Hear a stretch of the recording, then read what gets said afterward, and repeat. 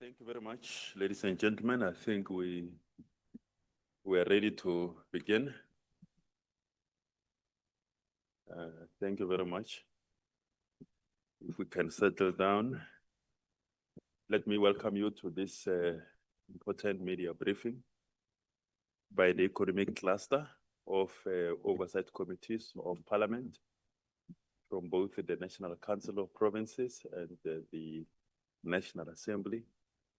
This is part of an ongoing public accountability program by the Oversight Committees of Parliament to your good self, to the media, to the stakeholders, and to the members of the public.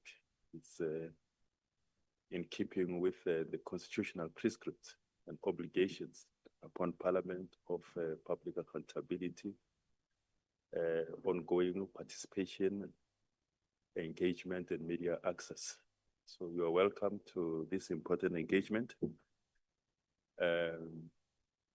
Members of the media, important stakeholders from a wide range of sectors, joining both physically in this venue and also virtually. So the chairpersons are here from the 4 committees to engage with your good selves. Firstly, you will be addressed by the chairperson of the Portfolio Committee on Mineral and Petroleum Resources, Honorable Migatego Matlaude, followed by the chairperson of the Select Committee on Public Infrastructure and the Minister in the Presidency. In the NCOP, Honorable Rikos Badenhorst, and then followed by the chairperson of the Portfolio Committee on Communications and Digital Technologies, Honorable Kusela Sangoni Digo.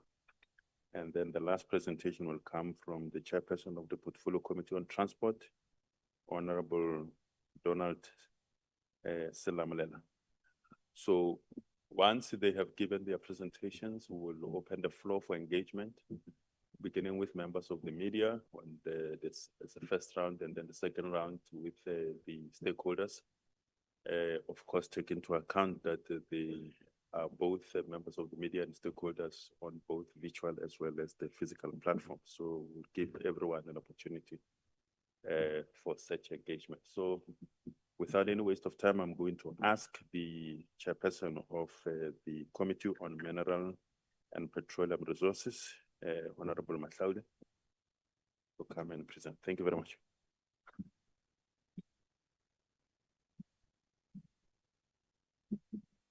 Thank you very much, Mr. Motapo.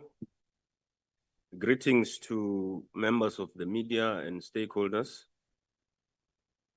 I wish to start off by reminding all South Africans that just 2 months ago, the National Assembly adopted around 2.86 billion under the budget vote 34 of the Department of Mineral and Petroleum Resources for the 2025-2026 financial year, as tabled by Minister Mantashe, recommended by our committee and debated by all parties in a mini plenary on Wednesday, the 2nd of July.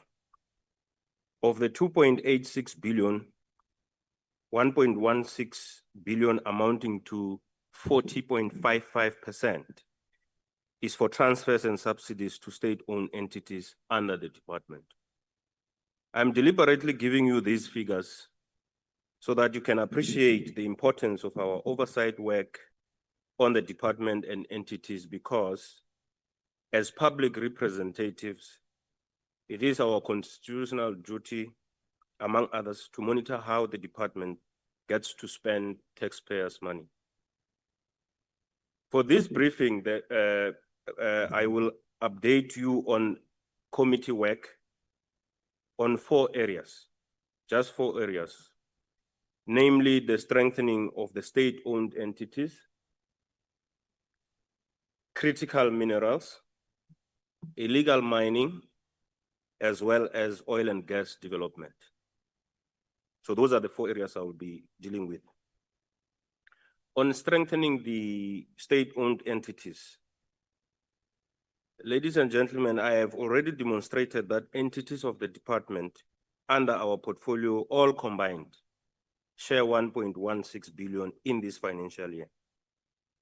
These entities play a critical role in the fulfillment of the department's mandate of policy development and regulation, transformation of the mineral and petroleum sector for inclusive growth, health, safety, and environmental protection, resource management and research, as well as economic contribution and job creation.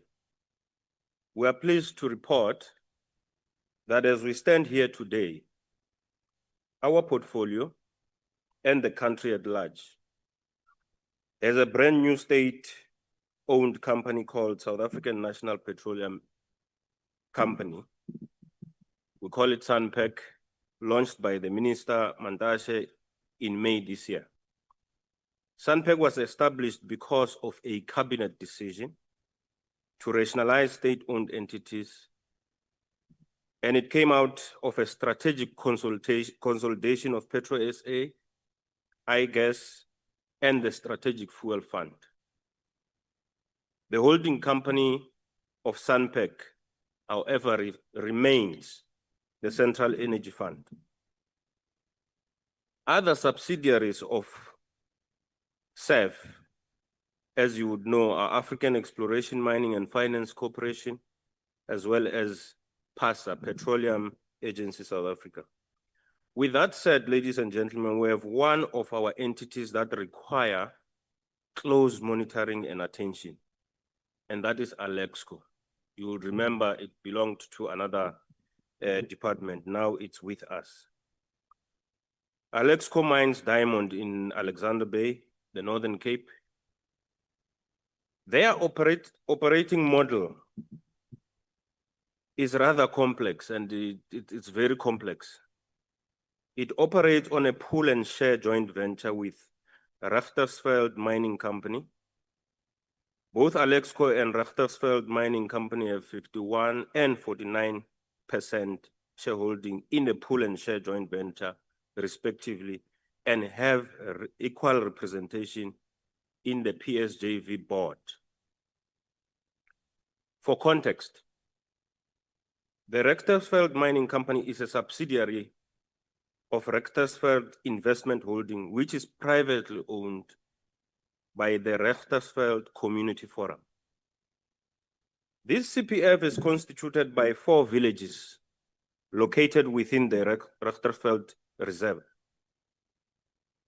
namely Kobus, Sandrift, Lekkerseng, and Eksteenfontein. In the early 2000s, the 4 villages launched a successful claim of the portion of land where Alexco has been mining since 1920s. The state could not afford compensation, and a deed of settlement was agreed upon for Richtersveld Community Forum to get 49% in terms of shareholding of Alexco and retain full mining rights of land. Then Alexco remained with 51 shareholding and full marine mining rights.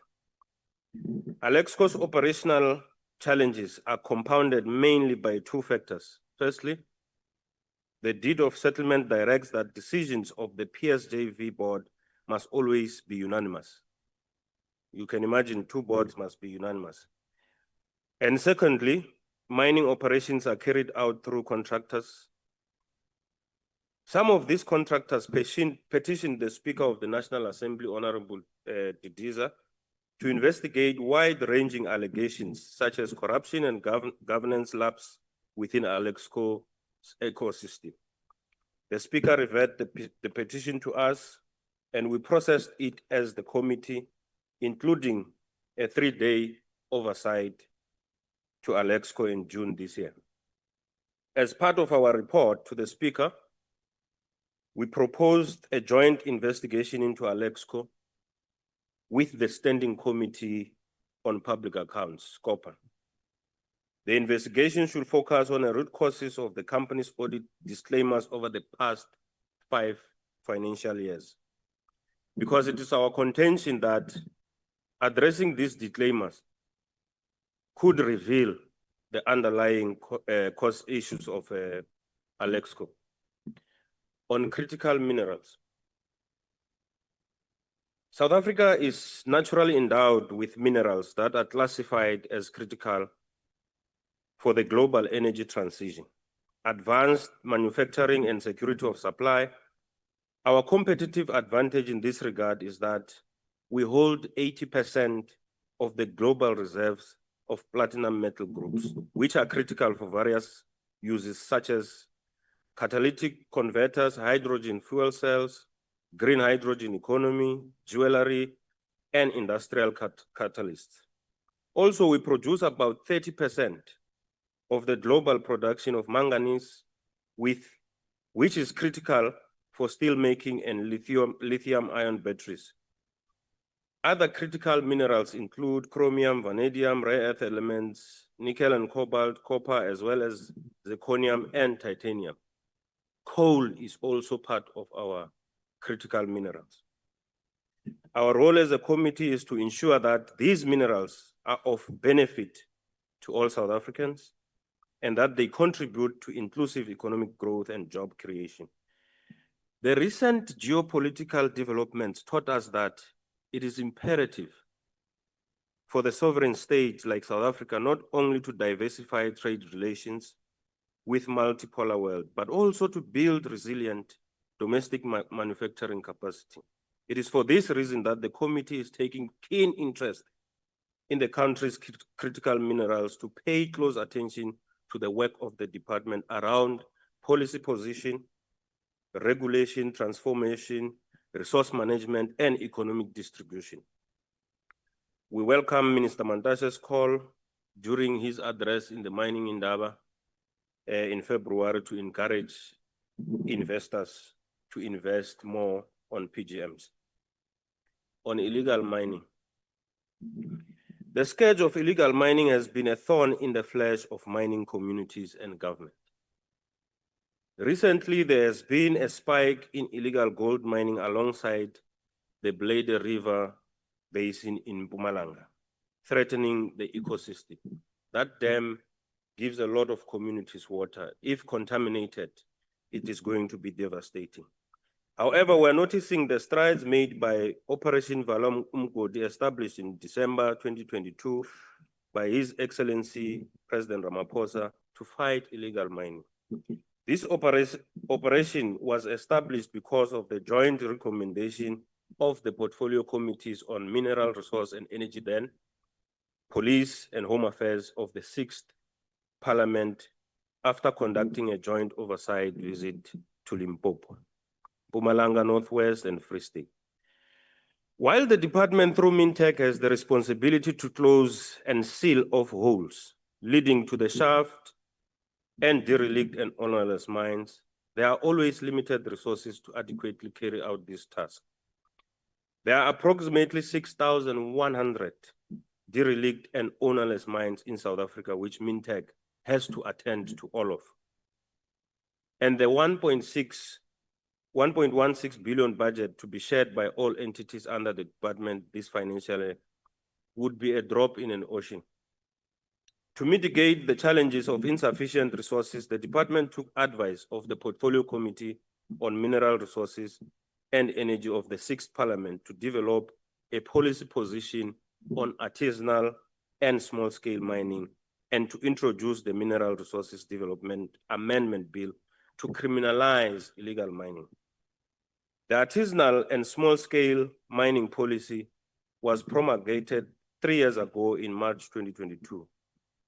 This policy creates an environment where artisanal miners, I must explain, artisanal miners, these are chisel and hammer miners, and small-scale miners using mechanized at a small scale mining. They can apply for permission to mine to close room for criminality. Our role in this regard as a committee is to hold the department accountable in the work of closing those holes within the financial means available. The last point on oil and gas development. As a country, we remain heavily dependent on imported petroleum products. Of the 6 refineries that we have as a country, only 2 are currently operational, Astron Energy and Sasol. This places a significant strain on our domestic energy security. We are faced with a looming gas cliff in this country in 2028 and 2029, which threatens both our energy supply and our industrial base. Compounding these challenges is the reality that the development of oil and gas projects in South Africa faces significant opposition from environmental organizations. As a fact, many of these projects have been halted or delayed due to legal challenges brought by NGOs. For an example, on 13 August 2025, the Western Cape High Court set aside government's decision to grant environmental authorization for offshore drilling in Block 5, 6, and 7 along the southwest coast. There is no offshore project that has been spared of appeals and objections, with recurring themes raised by NGOs. These often relate to the perceived misalignment between South Africa's climate change commitments under international treaties and its ongoing exploration for oil and gas resources. As a committee, we have taken a conscious decision to consult with both environmental organizations and the oil and gas industry. Our objective is very clear: to understand the issues from both perspectives, to seek common ground, and ultimately to work towards a solution that balances energy security, economic development, and environmental sustainability. Mr. Mutapa, let me stop there, and we'll allow the media and the stakeholders to have clarity-seeking questions. I'm aware I took longer. Thank you very much.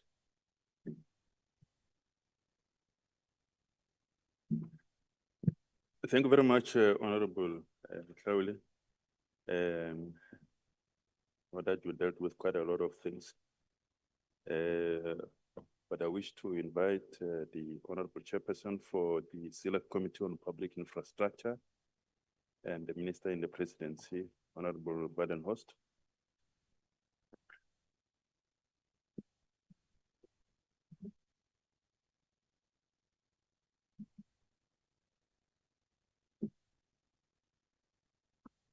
Thank you, Program Director, and greetings to the members of the media and our stakeholders. Good morning to you all. The Select Committee on Public Infrastructure and Minister in the Presidency is mandated to exercise oversight, and I just want to give this by way of background because the NCOP operates quite differently from the National Assembly. Oversight over the Department of Transport, Department of Public Works and Infrastructure, the Department of Planning, Monitoring and Evaluation, and public entities reporting to the aforementioned department. The Select Committee is tasked with operationalization, its constitutional mandate, as well as the strategic plan and oversight priority plan of the 7th Parliament. The 5-year strategy of the Select Committee was informed by, amongst others, the mandates of the departments and public entities within the Select Committee's portfolio and situational analysis of government priorities as set out in the medium-term development plan and policies guiding departments within its portfolio. The legacy report of the Select Committee of Transport, Public Service and Administration, Public Works and Infrastructure of the 6th Parliament identified several recommendations for continued oversight by our Select Committee. During the Select Committee meeting in October in 2024, the Select Committee adopted the recommendations contained in the legacy report, and these recommendations have been taken into consideration in the development of the strategic objectives of our Select Committee. The Parliament Draft Oversight Priority Plan sets out 7 broad themes, 3 of which relate to the portfolio of the Select Committee. In respect of the social services theme, Department of Public Works and Infrastructure, the Development Bank of South Africa, and the Independent Development Trust, the IDT, which we'll talk a little bit later on a bit more. implementing agent in the construction of new social infrastructure such as schools, clinics, and hospitals. The Department of Public Works and Infrastructure, as the custodian of government-owned assets, also sets targets for the release of land for the purpose of land reform. In respect of the infrastructure development theme, key state-owned entities, or SOEs, such as Transnet and the Independent Development Trust, falls within the portfolio of the Select Committee.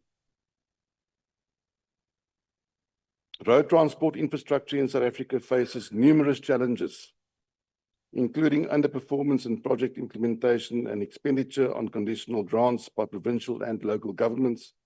There's low service levels, for example, at PRASA, and operational performance, for example, Transnet. Specifically on the rail network, which contributes to congestion on the road network and our deteriorating road infrastructure. Our Select Committee has concluded 2 successful terms, having focused on the provision of passenger rail and the functionality of Transnet ports. This has included testing operations on the Lungile to Cape Town corridor, on the PRASA Central line, as well as oversight visit to the Port of Cape Town that focused on improvements at the Transnet operations in the port. We've noticed green shoots both at PRASA and in the port of specifically Cape Town, although there's much room for improvement. PRASA, as has been recently reported in the media, is battling with signalling, and the signalling is key to operating trains more often than what they are scheduling departures at the moment. At the moment, it seems that train drivers are relying on their cell phones to communicate with each other on the train lines, and signalling is crucial to get our trains departing on more frequent schedules. And once signalling is properly implemented, we are convinced that public transport from a PRASA and passenger rail point of view will be much more efficient and servicing our communities much better. In the port, we've seen green shoots as well. Obviously, there's challenges in the port. The Port of Cape Town is very limited with regards to space. Our container terminal do not have a lot of berths. We've also got a major problem in Cape Town with regards to the weather. So inclement weather plays a huge role. Every time there's winds exceeding 70 kilometers an hour, a lot of our gantries cannot operate and port operations come to a standstill. Green shoots in that regard is that we've been informed that Transnet has now acquired rubber tie gantries, new ones that can withstand higher wind speeds. I think it's up to 92 kilometers an hour. And they are now being operationalized. I think I've been invited to one of the operationalization events next week. So oversight findings with regard to the PricewaterhouseCoopers investigation, with regard to the IDT. So when the Independent Development Trust failed to submit its annual financial statements for the previous financial year within the legislative timeframe, the Select Committee called the IDT before it to inquire into governance, financial management, and consequence management at the entity. Serious deficits in these areas have come to light through the investigation conducted by the PricewaterhouseCoopers, which was requested by the Minister, into the pressure swing absorption PSA oxygen plant tender awarded by the Independent Development Trust. Through a joint meeting between the Select Committee and the Portfolio Committee in Public Works and Infrastructure, the Minister of Public Works and Infrastructure will account to Parliament on the findings and recommendations of the investigation, as well as the most immediate corrective actions that will be taken. That meeting has been scheduled for this week. Unfortunately, we couldn't get our schedules to coincide with the Minister's schedule. The Minister has given us alternative dates. Unfortunately, with the Select Committee, with our vast scope, we battle with availability for a time slot, and we'll probably have that meeting with the Minister very early in the 4th term. The Select Committee will include the implementation of all recommendations contained in the final investigation report into its oversight program going forward, as I've just mentioned. As an implementing agent of the Department of Public Works and Industry, the IDT has a key role to play in the delivery of social infrastructure, including schools, clinics, and community facilities. And there should be severe consequences when limited funds are diverted through improper channels. With regards to progress on improvements in the quality of government buildings for service delivery, for the third term, the Select Committee will continue with a focus on the conditions of state-owned buildings. Inadequately maintained buildings do not inspire confidence in government and, at worst, risks the safety of public servants and communities needing access to services. Derelict and abandoned properties invite criminal activity into our city centres, and the Auditor General, Public Service Commission, and the Department of Planning, Monitoring and Evaluation has made concrete proposals in this regard and has laid the groundwork for an improvement plan that must be finalised by the Department of Public Works and Infrastructure. These recommendations include, amongst others, initialising a debt dispute resolution mechanism for client departments that query user charges. That is currently being formulated, but it's not yet been introduced. The implementation of an optimization and reform strategy, which the Department of Public Works and Infrastructure has now introduced. Reforms to the procurement strategy and function, which the Department of Public Works and Infrastructure will now implement through the public-private partnership models, such as the build, operate, and transfer, and the refurbish, operate, and transfer models. Disposal of non-performing assets, which the Department of Public Works and Infrastructure said it would commence with within the next few months.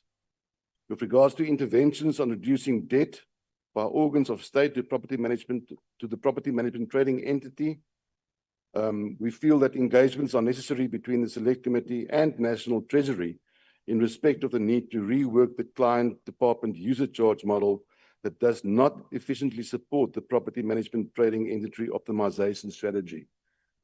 It is very sad that a lot of the user departments are paying the Department of Public Works and Infrastructure way below the market value for rentals. I think in our last Select Committee meeting, we were informed that the Department of Works and Infrastructure get around 24 Rand a square meter in rentals from user departments, where the norm is 110 Rand and more.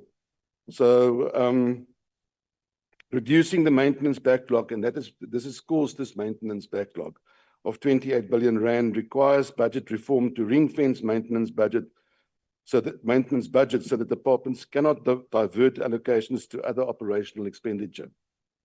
Further, the Department of Public Works and Infrastructure has requested the Select Committee's interventions in holding engagements with the Auditor General of South Africa, as well as National Treasury, to include the payments of the PMTE debts by departments as an audit focus and in securing executive undertakings for debt repayments.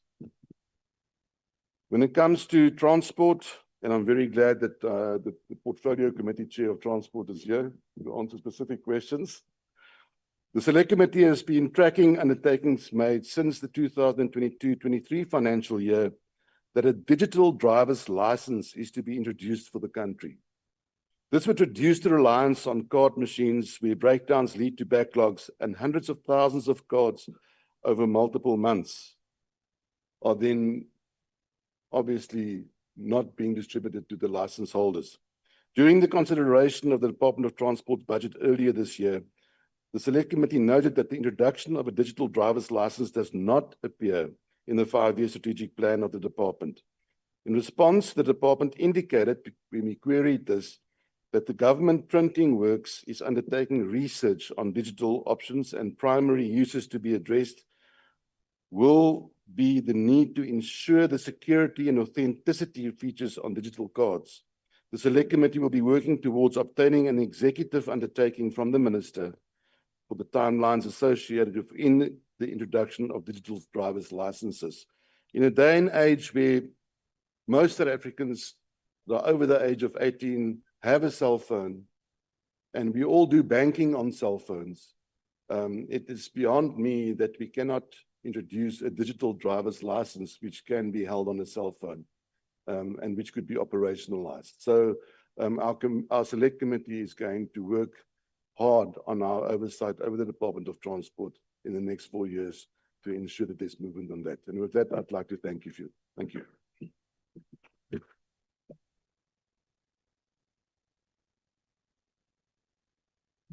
Thank you very much, Honorable Badenhorst. Honorable Badenhorst dealt with the issues of relating to PricewaterhouseCoopers, government buildings, property management, with debt by state-owned organs, and driving licenses cut. The next chairperson is the Honorable Chairperson for the Portfolio Committee on Communications and Digital Technologies, dealing with the issues of the SABC bill, broadcasting digital migration, broadcasting rollout, and Post Bank. Thank you.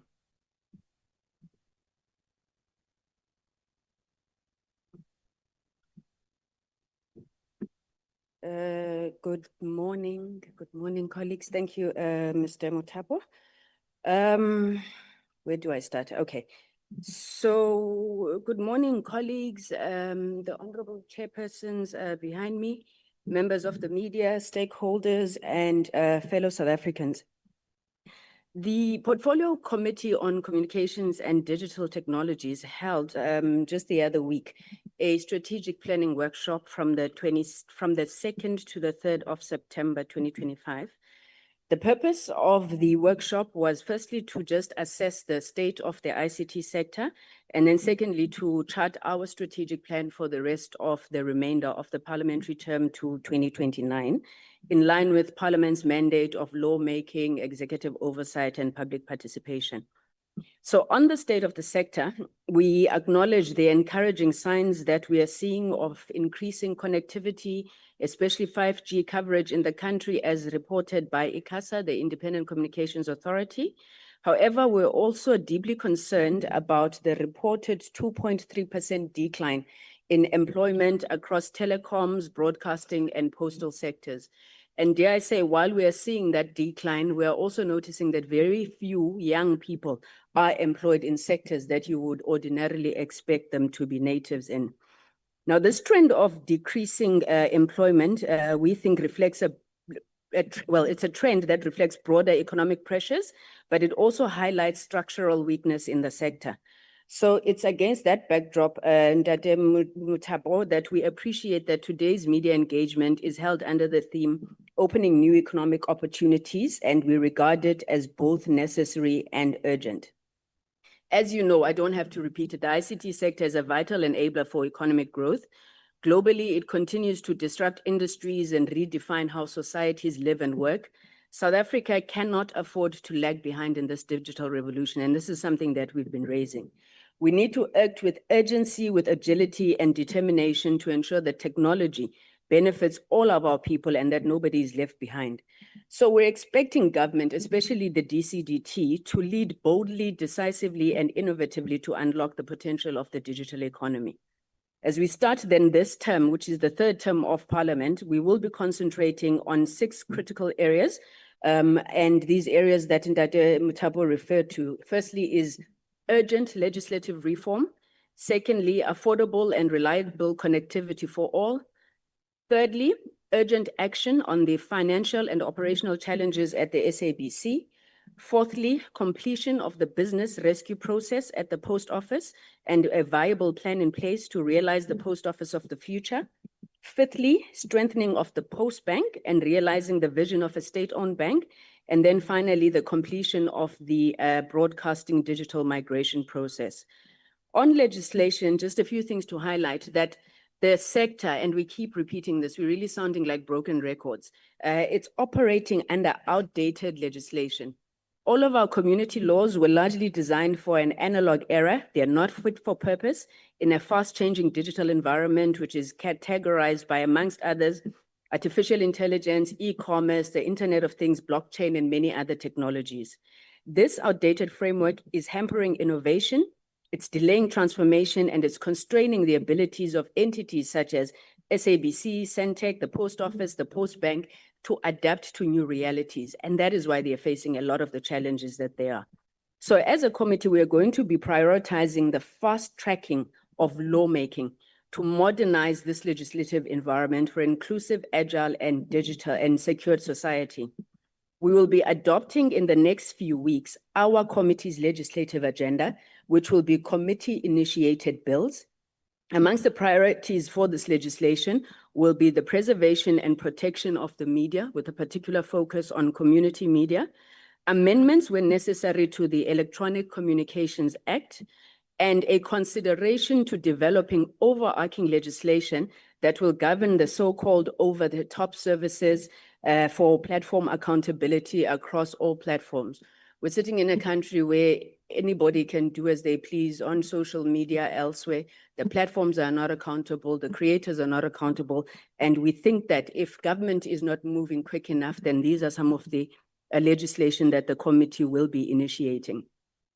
Ours is to ensure that our legal framework is keeping pace with the global technological advancement and everybody is safe on the technological streets. Secondly, on affordable, reliable, and universal connectivity, we've welcomed the progress that has been made by the SA Connect program, particularly the rollout over 3,000 public Wi-Fi hotspots, which now serve more than 4 million South Africans. Young people and people in rural areas are beginning to access the opportunities that the digital world offers. However, much more still remains to be done. Meaningful school connectivity remains a pipe dream for many learners. So we've called on the Departments of Basic Education as well as Communications and Digital Technologies through joint committee sitting with the Portfolio Committee on Basic Education. We've said that infrastructure expansion is non-negotiable. And our schools need to have systems that work for them. You cannot go to a school with over 1,000 learners, you put in one route in the admin block and you say you've connected that school. So we're hoping that the ministers will be giving attention to this and working with basic education. As you said, we will be exercising oversight on it. We believe that in order to achieve a truly connected society, in line with the digital transformation roadmap that was launched by the president, we must focus on infrastructure expansion. Now, this digital transformation roadmap, Honorable Badenhorst, it includes, amongst others, the development of digital public infrastructure, which would have digital IDs. This is a digital ID document that you have on your phone, digital driver's license, digital everything, whether it's documents from Home Affairs and so forth. A number of countries have already developed and launched these systems. South Africa, again, is lagging behind, and we're hoping that we are going to see urgent movement around this digital public infrastructure initiative. We're also saying that government must end these silo-based approaches that waste resources and delay progress. As Parliament, we continue to play an active role in accelerating the full implementation of the Broadband Infraco Act, the BBI Act, which supports the establishment of the State Digital Infrastructure Company. Now, this act was enacted to facilitate the expansion of affordable wholesale broadband access, especially to underserved areas. But what's happening now is that it's not adequately implemented. So you have fiber that is held by non-ICT state-owned enterprises, such as your Escoms, Transnet, Sanral, Prasa. I know you're listening, Chair. So these non-ICT state-owned enterprises, they have fiber across the country, which could help us literally achieve all our connection objectives. But it's sitting with them, it's not consolidated under the BBI Act as the Act requires. So we invited them to Parliament earlier on this year, I think it was in June, where we needed to understand what needs to be done for them to use their infrastructure asset and make them available to BBI in support of the broader national mandate to deliver affordable broadband services. We believe that this approach will lead to a consolidation of these assets from the state-owned enterprises to BBI to ensure that we reduce duplication with lower costs and achieve universal broadband access. Since then, and we must applaud both Minister Malatsi as well as the Minister of Electricity, Minister Ramokgopa, They've begun taking concrete steps in this regard. These are steps we appreciate and we will hold them accountable to deliver. It's really practical, actionable solutions such as these that we're urging government to focus on. On the SABC is at a risk of collapse. It's burdened by unsustainable debt, outdated infrastructure, and a broken funding model. When we spoke about the SABC, and we said amongst others, the withdrawing of the SABC bill is sounding a death knell on the institution, we were told we were being alarmist. Now, as we stand here today, Centec, which has its main client, the SABC, is bleeding more than 70 million rand per month to subsidize SABC's broadcast signal costs. This is unsustainable, yet the SABC bill, which was essential to ensuring sustainability, remains stalled in this parliament. SABC is teetering, as I said, on the brink of collapse. Jobs, livelihoods, and the sustainability of both the public and the community broadcasting sector is threatened. As a committee, we're deeply concerned by this prolonged and unnecessary delay in processing this bill. We wrote to the minister on this matter 2 weeks ago, calling for urgent action on his part to resolve the financial and operational challenges at the SABC. It's been more than 6 months. We agreed to stand down as a committee to allow him to deal with it, and not much, if anything, has been done. So we're urging the minister to once again finalize this process and not hide behind bureaucratic red tape. We're also calling on the department, DCDT, to engage the National Treasury around sustainable investment into the SABC. The SABC has not had a technology or infrastructure refresh in more than a decade. They're not looking for a bailout. The SABC is not looking for a bailout. And we want to make this point clear that government has a responsibility to invest in the strategic asset and recapitalize it when necessary. So time for decisive action is now. I can hear the chairperson is intimidating me there. So I'm going to jump to the last issue. I think when you read the statement, you will come across issues relating to the post office, which we're very worried about. Almost R250 million now has been spent on the business rescue practitioner fees, but we still haven't seen a viable turnaround plan on the table. The minister had promised when he appeared in the House that in a matter of days, he'd be making a call for strategic partners. It still not yet has happened.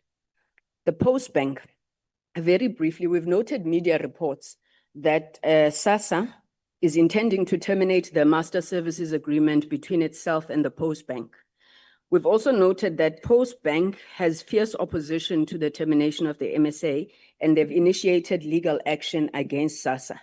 We are yet as a committee to engage with these two state organs, but I must say that the Post Bank has made tremendous progress over the last 3 years, and really it has new leadership in place.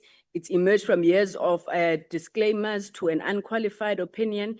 It even declared back to the fiscus a dividend of 760 million rand last year. I think that's more than Telkom did. Now is not the time for the Post Bank to be weakened, as we believe that the termination of this agreement is. It's time for the Post Bank to be supported and strengthened, and we're calling on the Ministers of Communication as well as Social Development to resolve this impasse and exhaust all dispute resolution mechanisms in the agreement. The less said on the broadcast digital migration process, which was my last issue, is better, because we've just said this process remains a national embarrassment. So, Mr. Mutapo, fellow South Africans, thank you. And I think what we were trying to communicate in this statement is that if we're truly serious about opening new economic opportunities, our view is that time is not on our side. Too many people are without work. Too many young people are not equipped with skills, and we are not moving with the necessary agility and urgency that's required. And we trust that government will take this to heart. I thank you.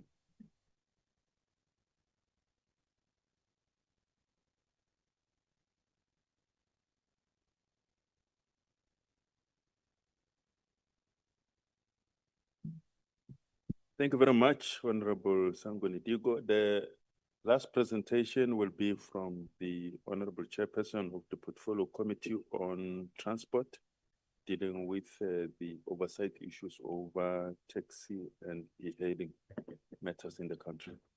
Thank you.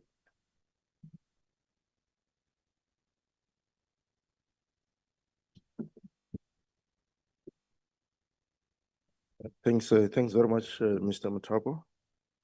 Colleagues, members of the media, stakeholders of the transport industry in the country, people of the Republic of South Africa, friends and compatriots. As Mr. Muthapo indicated, we are today reflecting on the matters relating to taxi industry. We are only framed and restricted to engage on matters relating to the taxi industry. I know the transport portfolio is very huge in the country, but we are called upon.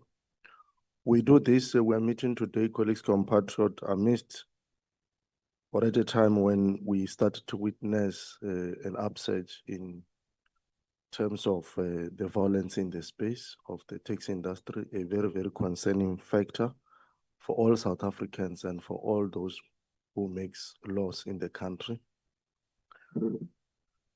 And we must take this moment to maybe as a point of departure to send our words of condolences to those who would have lost their loved ones in the recent violence that emerged in the space. We really send our message of condolences on behalf of the Parliament of the Republic of South Africa to the families and to those all who are affected by these developments in the space. And we must assure all South Africans that it's a matter of concern to all of us and we're sitting on it. As you may be aware, colleagues, compatriots, the taxi industry is the largest public transport mode in the Republic, which is estimated to transport approximately 50 million commuters per day. And this translates into almost 68% of all commuters. It was against this background that the government decided to revise the taxi recapitalization program to meet the current and future needs of the commuters and to stimulate the economic potential of the industry. The revised taxi recapitalization program is part of an extended scope of the TRP implemented from the year 2006 to 2018. As colleagues in the transport industry may be aware that in March 2019, the Department of Transport appointed Enthas Service 84 as the technical partner responsible for the administration and management of the revised taxi recapitalization program.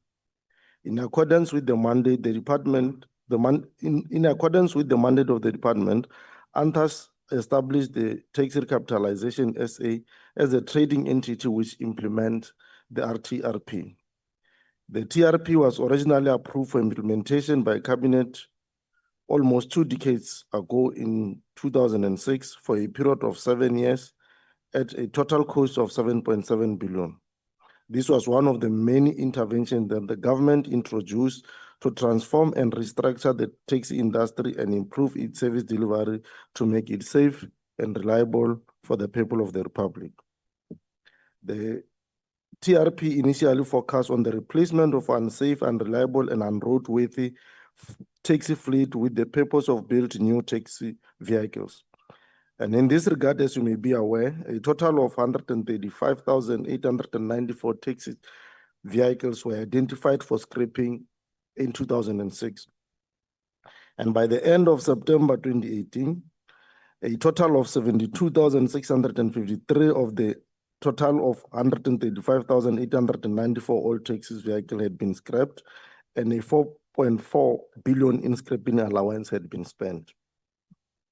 Now, when the RTRP came into place, the revised taxi recapitalization program in 2019, the government contended that the program was mainly intended to extend the scope beyond the scrapping of the balance of 135,894 old taxi, but also to include, among others, 1, commercialization, the development of a sustainable commercial viable RTRP management solution, leveraging and exploiting opportunities available in the minibus taxi industry's entire value chain with operators as active and meaningful participants in the industry.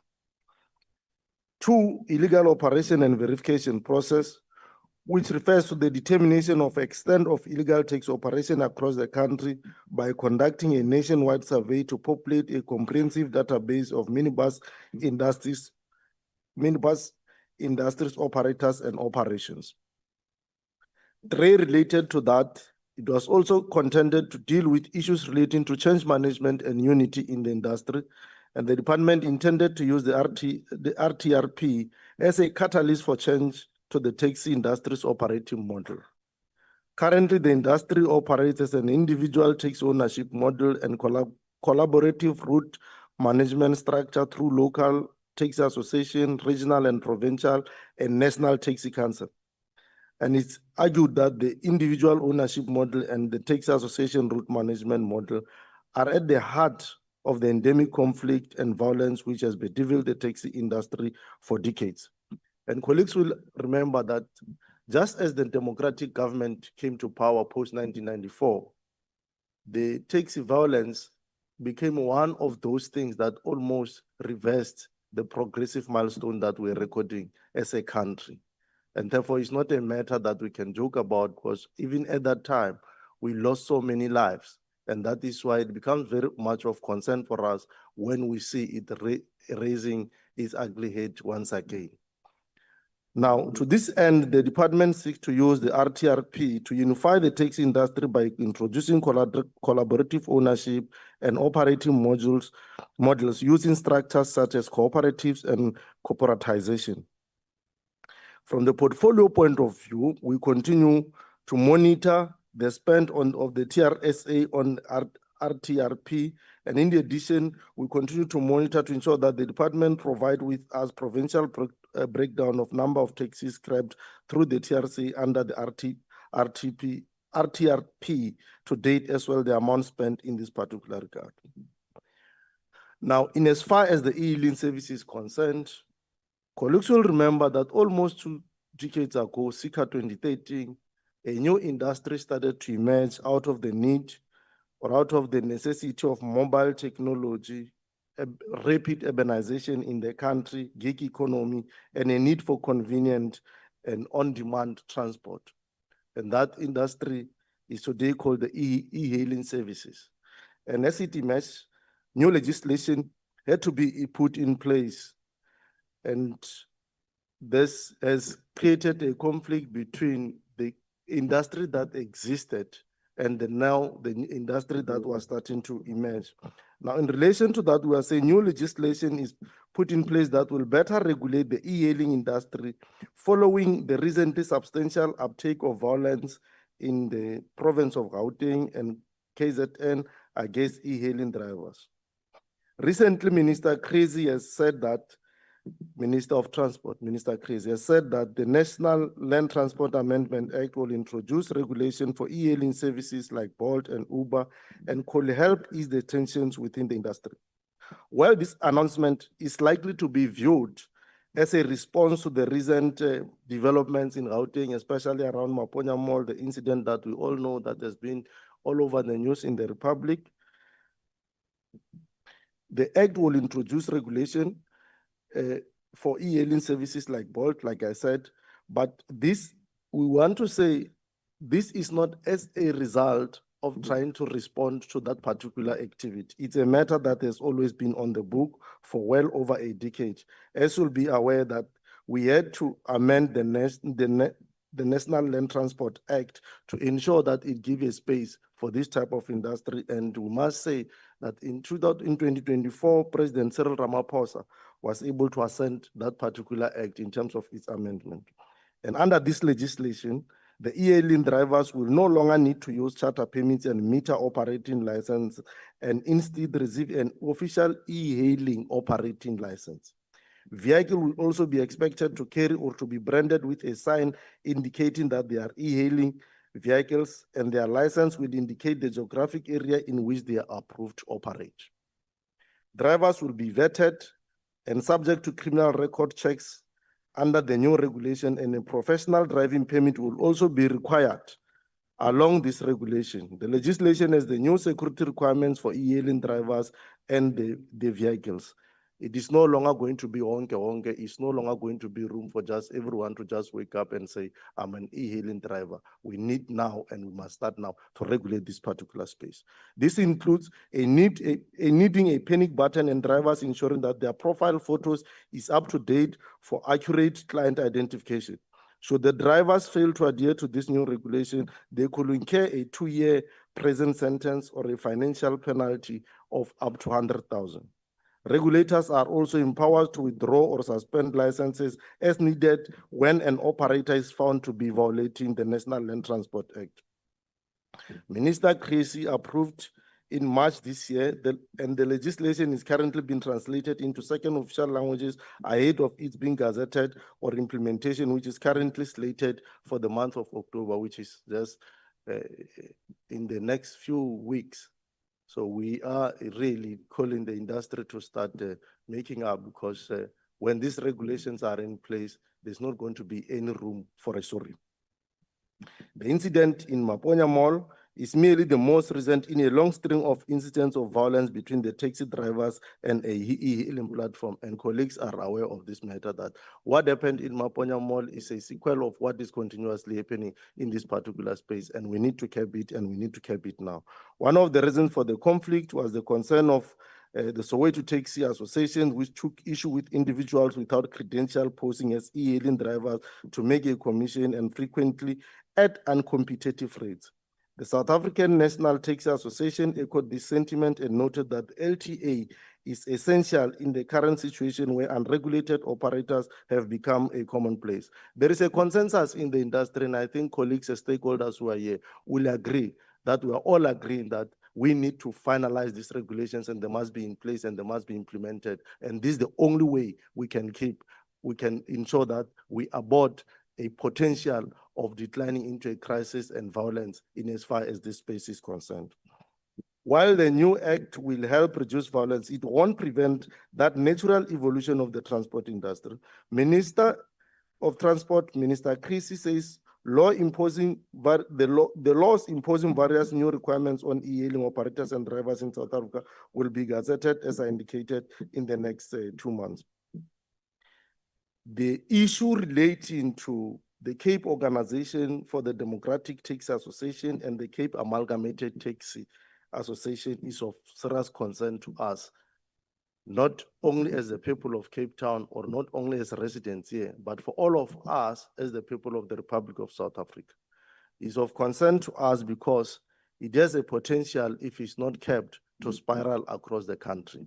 And we, like I said, it's a matter that we may not want it to spiral, not to be arrested. And our view as the PCO is that the taxi industry should be formalized, should be regulated, and this includes, among other things, shifting from an informal, fragmented model to a regulated corporate structure that improves accountability, safety, and financial management for operators and commuters.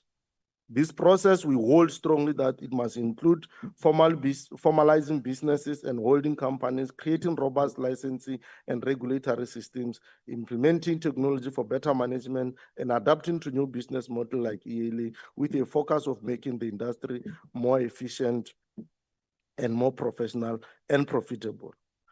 Our appeal as the Portfolio Committee of the Transport of the Parliament of the Republic to both Codeta and CATA is to resolve their difference amicably. The peaceful resolution of the conflict will not only strengthen the foundation of the public transport in the province, but it will also underscore the power of dialogue and accountability in overcoming conflict will ensure that interests of the commuters come first. But lastly, I must indicate that we continue to call as a portfolio on the law enforcement authorities and agencies of this country to play their part as the regulations are coming in, to ensure that they are adhered to ensure that we arrest the potential violence that can emerge out of industry. Thanks very much.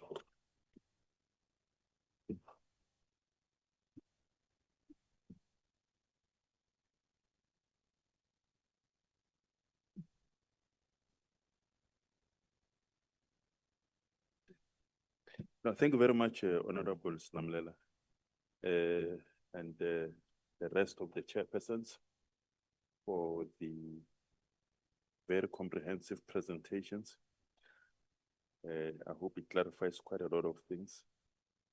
But let's give an opportunity to, firstly, to the members of the media, and then we will then give opportunity to the stakeholders to engage with the chairpersons. Any questions from the members of the media? Both physical, I'll start with physically, and then I will go to virtual. Thank you very much. It's Kulegan Mukubana from Sunday Times. Wanted to ask a question to the chair of the Communications Committee. She mentioned and alluded to lawmaking as being a key priority for the committee going into the coming work schedule. I'm interested in finding out in particular about the ECA, if there's any progress that's been made in that regard. We know it was discussed extensively when there were discussions about Starlink coming into the country, but there was a great deal of consensus that the minister must act expeditiously in bringing an advancement over there, but you don't see it on the BPP. What are the developments over there, and where does the committee stand vis-a-vis the communications minister on that particular piece of legislation? Thank you. Thank you very much. Any other question in the physical platform? Any virtual?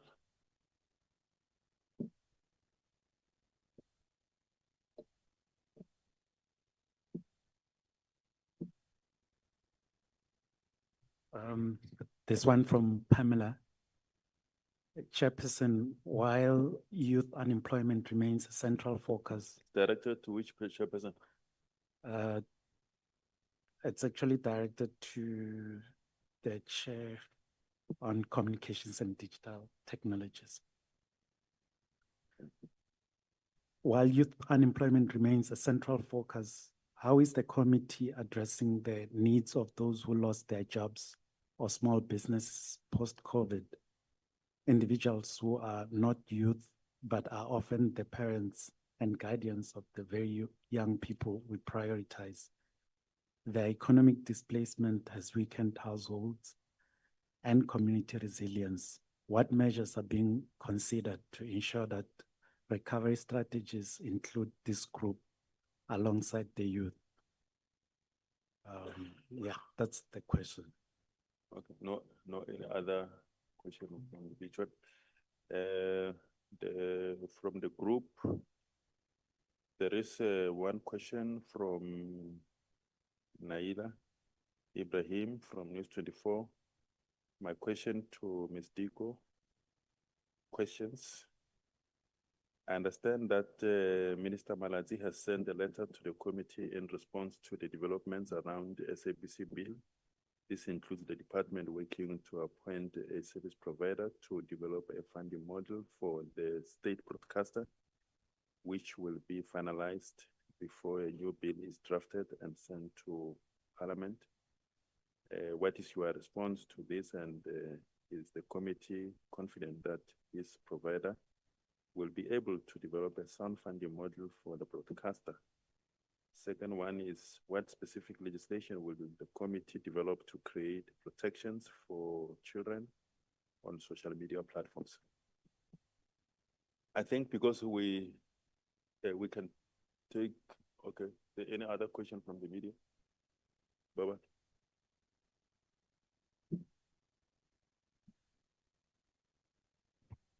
Hi, thanks, Moloto. Just a question for Honorable Badenhorst. You spoke about PRASA and issues around signaling and all of these other technical issues that are hampering, the rail service. I know the Western Cape has been advocating for the devolution of passenger rail, maybe the establishment of a provincial mobility department that will oversee rail transport. Is this something that you would advocate for, as far as helping improve the system? Basically, provinces taking it upon themselves to deal with PRASA specifically. Is that something that, as a chairperson of the select committee, is that something that you support? Thank you. Okay, thank you very much. I think maybe we can take just a bit more, a few hands from the stakeholders, so that when you respond, you're responding to wide number of questions. Are there any questions from the stakeholders? Just indicate your name and your organization, and then if the questions following the example of the media can be straight to the point with not much background so that we give as many people as possible opportunity to ask. I'm just going to allocate you numbers and then you will ask according to in that order. Is your hand up? Okay, yes. You'll be the first and then you'll be the second. You'll be the third, the fourth, the fifth, and the sixth. You'll be the seventh. Okay. In that order.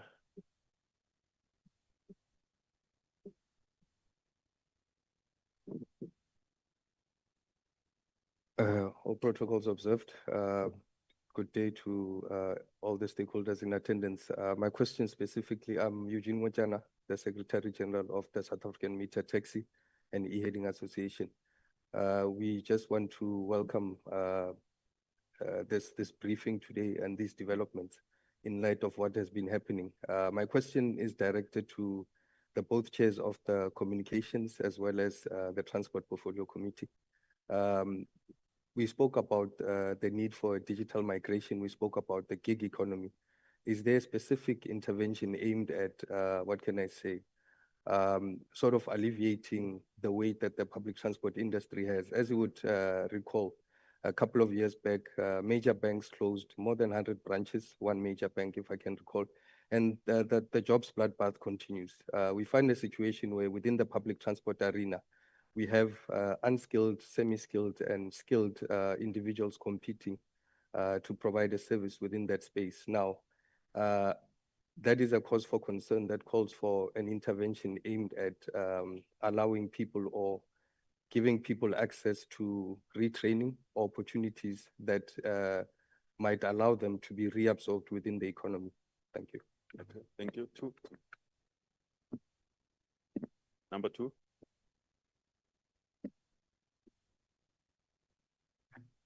Good afternoon, colleagues. This is Lebogang Kgasago, the Business Development Officer at Santia. My question is for the chairperson, Sela Mulela, in terms of the new regulations that are going to be given for e-hailing drivers. My question is, what support will be given to these drivers to meet the compliance, such as you mentioned, branding, vetting processes, and professional driving permits? And will there be a national database for these drivers vetting to avoid duplication across these different platforms? And how will these safety requirements, like the panic buttons you spoke about, to enhance law enforcement be funded? Are this going to be funded by the drivers, the operators, or is there a platform that is going to be funded to assist with these regulations for the new drivers? Thank you. Thank you very much. I like the questions. They're very straight to the point. So let's follow this, the example of the first two. Three. Thank you for the opportunity. My name is Tebogo Lesabo from the National Union of Mine Workers. Mine is directed to Comrade Mahlangu. It refers to the presentation you highlighted that in your presentation that one of the responsibilities of the committee is oversight and to ensure that these minerals are of benefit. Now, my question relates to the how part. What concrete steps will the committee undertake to ensure that the critical minerals policy is implemented, especially in light of the previous administration? How will you strengthen it in this time around to ensure that everything comes to pass? Thank you. Thank you very much. Four. Thank you, Chairperson. My name is Nkosazana Masiza, and I work for the National Union of Mine Workers. My question would be directed to Chairperson Comrade Mika Mahlaule, Honorable Member, sorry. Mine is on strengthening SOEs on Alesco specifically. We would like to find out, so we are citing the committee visit, oversight visit to Alesco, the recent one that was done by committee. We just want to find out from the chairperson, what is Parliament actually doing to strengthen Alesco to make it a sustainable state-led enterprise that creates jobs, contribute to the fiscus as originally intended. The second question, Chairperson, What oversight mechanism are in place to ensure Alesco delivers tangible benefits for both workers and local communities rather than remaining a broken promise? Chair, allow me the last one. Sorry, on illegal mining. We are all aware that South Africa is losing 7 billion a year to the syndicates to the syndicates while SOEs collapse and workers sink deeper into poverty. Chairperson, our question is why do we still lack a national strategy to reclaim the revenue and reinvest it into jobs, services, and state capacity? Thank you so much, Chair. Thank you very much. 5. Good day. I'd like to greet the chairpersons, the media houses, and fellow stakeholders. My name is Sizwe Dlamini from the Western Cape Hailing Association. So basically, my question is posed to the chairperson of transport. The question is, are the regulations really here to put out fire between other modes of transport of industry, or they're just here to solve issues that are being faced by the e-hailing operators? Okay, thank you very much. 6. Thank you, Chairperson. My name is Umar Parker, and I'm the Secretary General for the National E-Hailing Federation of South Africa. I have essentially 3 questions, and I will try to be very brief. The first question relates to the taxi industry, in particular, you know, the conditions and of the drivers who are working in the taxi industry and not the so-called employers.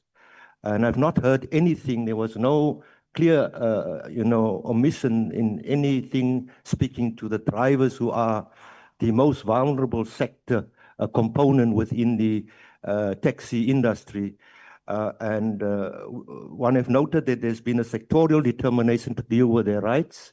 There has also been a bargaining council that has been established, but one do not hear to what extent those instruments have become effective in addressing the issues that drivers are facing within the taxi industries. And that being the most vulnerable component poses a significant risk for the stability within that industry. And my question relates to what is being done to mitigate and to assist with addressing the real concrete issues of employment of drivers in the taxi industry. That's the one question. My other question relates to the question of safety, as is one of the critical areas within the sector. And one has noted that there is mention of driver verification processes that are going to be developed and enhanced, but one does not hear anything speaking to rider verification. Quite often one find within our sector, strange things happening where riders are actually being used to perpetrate criminal acts against drivers. So rider verification. My last question, and related to that, is the question of identifying vehicles with vehicles, which poses also a significant risk in exposing drivers to criminal elements. My final question relates to total compliance. Now, compliance does not only relate to us having operating licenses and complying with the law. It also relates to the app companies being completely in compliance with the laws of South Africa.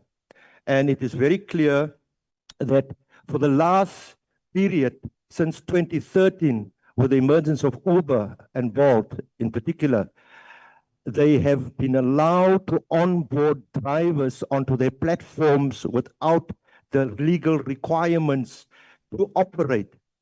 And that has caused saturation within our sector. It has caused an influx even of so-called criminal elements within our sector.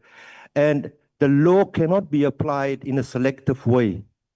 The law is applying to us right as it is right now, even with the act not having, the amendments not having been taken effect. But you are being impounded when you leave the Uber office, when you on board. And what has been done and what is the oversight committee, what have they recommended in addressing the ongoing illegality in terms of how Uber is operating? Lastly, Okay, I think. okay, I think fine, thank said you. That was the last question, so let's just want- take, yeah, thanks. The last one, the seventh. Hello, everybody. My name is Rachel Fisher from the organization Undoing Tax Abuse. My questions and comments are directed to Honorable Diku, Chair Lady of Communications and Digital Technologies. So we know South Africa is really good at leapfrogging based on lessons learned internationally. And we welcome the idea for the digital infrastructure on the digital ID cards as well as driver licenses.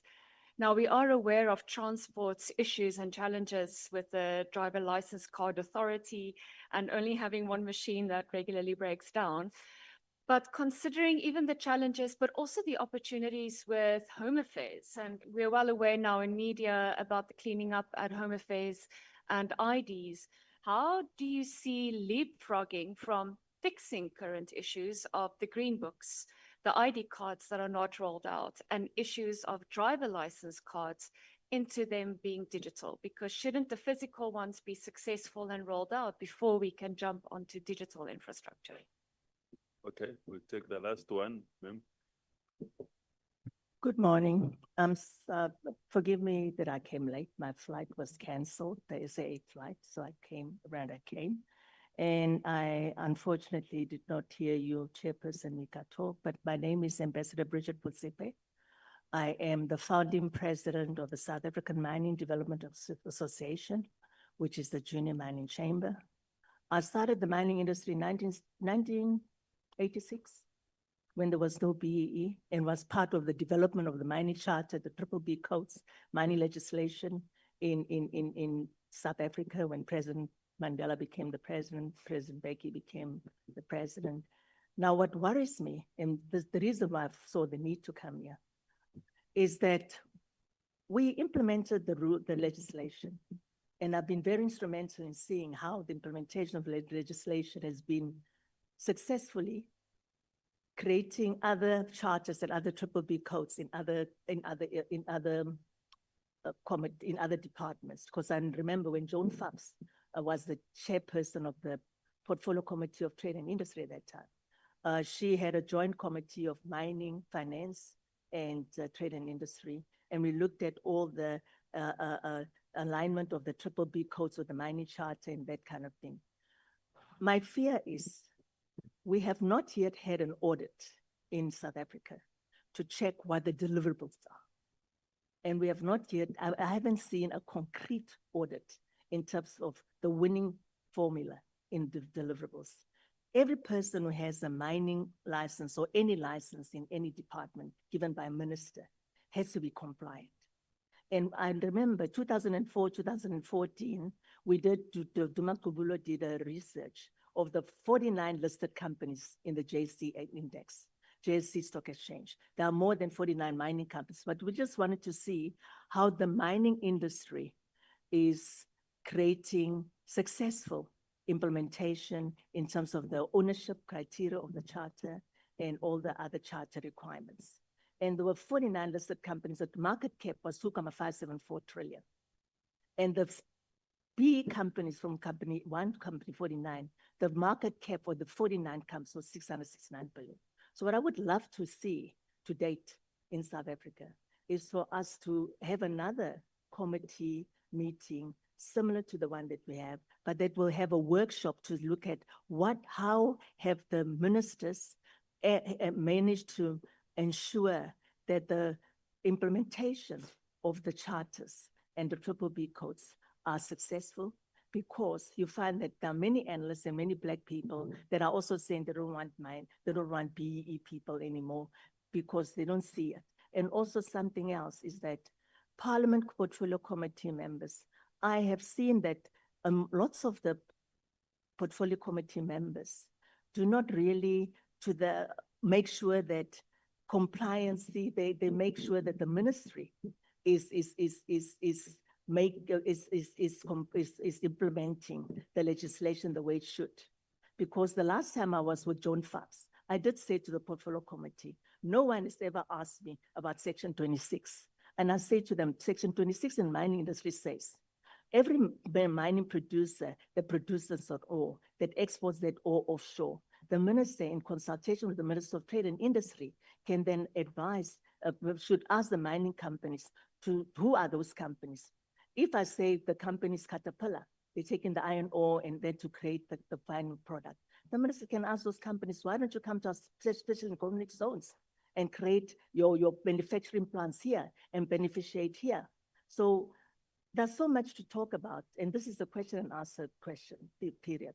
And then I've been building mines all over Africa. I'm going to build Ashanti, and I own Sharp Sinkers, a company that was building mines for other mining companies. And what I'm saying to the mining committee of the African Union Parliament, where I'm the special envoy for inter-Africa trade, economic development and entrepreneurship, that Africa does not own.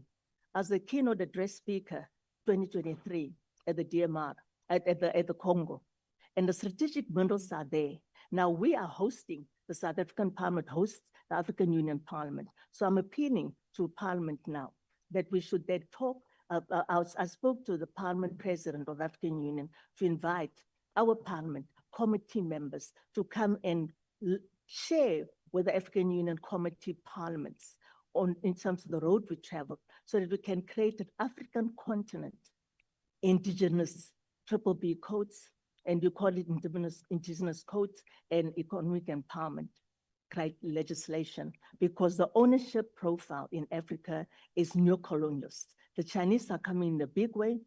Russia, America wants to pump in $500 billion just in one country alone, not even looking at all the others. So I'm appealing for us to have another committee with a workshop where we'll then look into all these matters and see how we can pursue the mentorship of what we are doing in South Africa, in the African continent. So we do not have neo-colonialism. We have the Boko Harams, we've got the M23, and we have all this that is happening now in Mozambique, because people own, but they don't get the benefit of owning. And our legislation in South Africa is enabling us to make sure that even the workers, the mining charter says not less than 5% must be owned by the workers, not less than 5% must be owned by the rural community and community trust. So the dividends that they get in terms of the social labor plans, the community trusts are able to reinvest those dividends into rural renewal projects. They build their own roads, their own clinics, they don't wait for government taxation and government departments to pursue this. So I didn't come here to give a speech, Mr. Chair, forgive me. I just came here to give input, and forgive me for coming late. I wanted to come early, but South African Airways was canceled in the morning. I could take the other thing. And there's so many questions I would like to ask, but there were too many. And I hope that workshop, other meeting will be able to do that. But there will be an invitation coming toward the South African Parliament from the African Union Parliament for September and November, for the Portfolio Committee Chair of the Parliament of South Africa to come and show African continent what we have done thus far in terms from 1994, when the mining charter and mining charter was created in 2002, 2014, it then was adopted, and then, since to date, and every minister will come, the chair people of their portfolio committee, the African Union Parliament that is in Gallagher Estates, there's a parliament building there, and every minister and the portfolio committee chairs will say, I'm Minister Van Touch, and here's my committee. The minister will say what the legislation says. The parliament committee will say how they oversee implementation, and then we will share with African continent what the successes has been in terms of each department's license holder in terms of ownership. So the neo-colonialism crisis that we're having in Africa must not continue to exist. Thank you very much. Thank you very much, Memotsebe. Indeed, the chairperson is here. I'm sure that recommendation will be considered. And it's ongoing engagement. Given after this, the chairperson is here. I'm sure you'll have some time to engage. Thank you very much. I think those are the questions. Can we allow then the chairpersons to respond to the questions, to the comments, in the order that they presented. If you are close to the mic, you don't have to, you can respond from there. But I think also there is one chairperson that will be blocked by this screen. So you might need, one of you might need to come here. But yeah, in the order that you presented, if you can just deal with the questions and the inputs that were directed to your committee. Thank you very much. No, thank you very much, Mr. Mutapo. Let me first start with the last point that was made by Ambassador Mutsepe. And say that we welcome the suggestion of the workshop. We'll definitely discuss it over lunch today. I must declare she invited me for lunch, so I must not be seen as a person who is not declaring. I'm good in declaring, so we're going to have such a discussion. Not the only one. It's an ongoing The other chairs can come for lunch too. discussion. Yeah, you are invited as well. I'm hearing her. So it's an ongoing discussion where we will honor the workshop that you are proposing. Let me go quickly to critical minerals. And, you know, I don't want us to sloganeer the issue of critical minerals and say beneficiation, and not cluster it properly. What do we mean by beneficiation? And it will require a lot of departments, NUM. One of them is finance and trade and industry. Why am I saying this? And electricity. Why am I saying this? I think the last smelter in South Africa that was existing closed last month in KZN, the last. And there were 22 in the country. The reason why they are closing is because, amongst other things, the electricity costs are high. At some point, they are unreliable. Electricity is unreliable. And that's why, that's one of the reasons why when Honorable Mandashe released the critical strategy, you see coal there.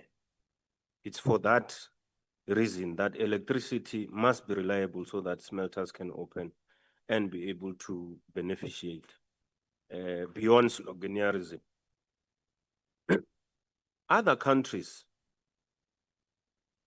have embarked on what we call resource nationalism, especially on critical minerals, meaning they are no longer allowing export of their raw material on critical minerals. So that discussion needs to happen in South Africa as well, to say, do we continue exporting jobs because that's exporting jobs, or we build capacity to beneficiate in South Africa? And that's why I don't like people saying beneficiation, but they don't have a plan on how to beneficiate. There are aspects that you need to get correct first before you talk about beneficiation. So my view is that there must also be incentives for people who beneficiate in the country and not export jobs. So it's a discussion that we're closely monitoring, NUM, and we will want you to be part of that conversation as we move forward. SOEs and Alexco in particular. You know, there's a point I made deliberately that there are two boards, and when they must make a decision, it must be unanimous. So the one board will come with a CEO, interview the CEO, and then the other one says, no, we don't want the CEO. we want this other CEO. So governance issues are at the center of why Alexco is not functioning. And on our oversight, we flagged some of the issues there that are still continuing, that we think our joint meeting with SCOPA will unearth a lot of things that are not going right there. We can't have an SOE that used to make profits going down today. You don't know what they are doing. And when we went to site, you know, it was painful to see that the diamonds that are there are not secured. And there are reports that some diamonds are stolen. We'll look into that. You have divers who own little boats than others, but when they go to the water and come with diamonds, it shouldn't matter whether you are you dived from a small boat or a big boat, but the payment is not the same. And divers are complaining that why is it that a boat matters? Because I went in the water, spent hours underground, the same way the big boat diver has done. But when I come with a diamond, should it matter which boat do I dive from? So there are those things that we need to monitor the department to deal with, so that workers and the communities in those areas, the 4 communities, can benefit from Alexco. The 7 billion syndicate on illegal mining, you know, there is a fund called CARA, Criminal Asset Recovery Account, in South Africa. So if you are a kingpin in illegal mining, you steal, and then police come, they recover those proceeds. They take it to that CARA account. It goes across.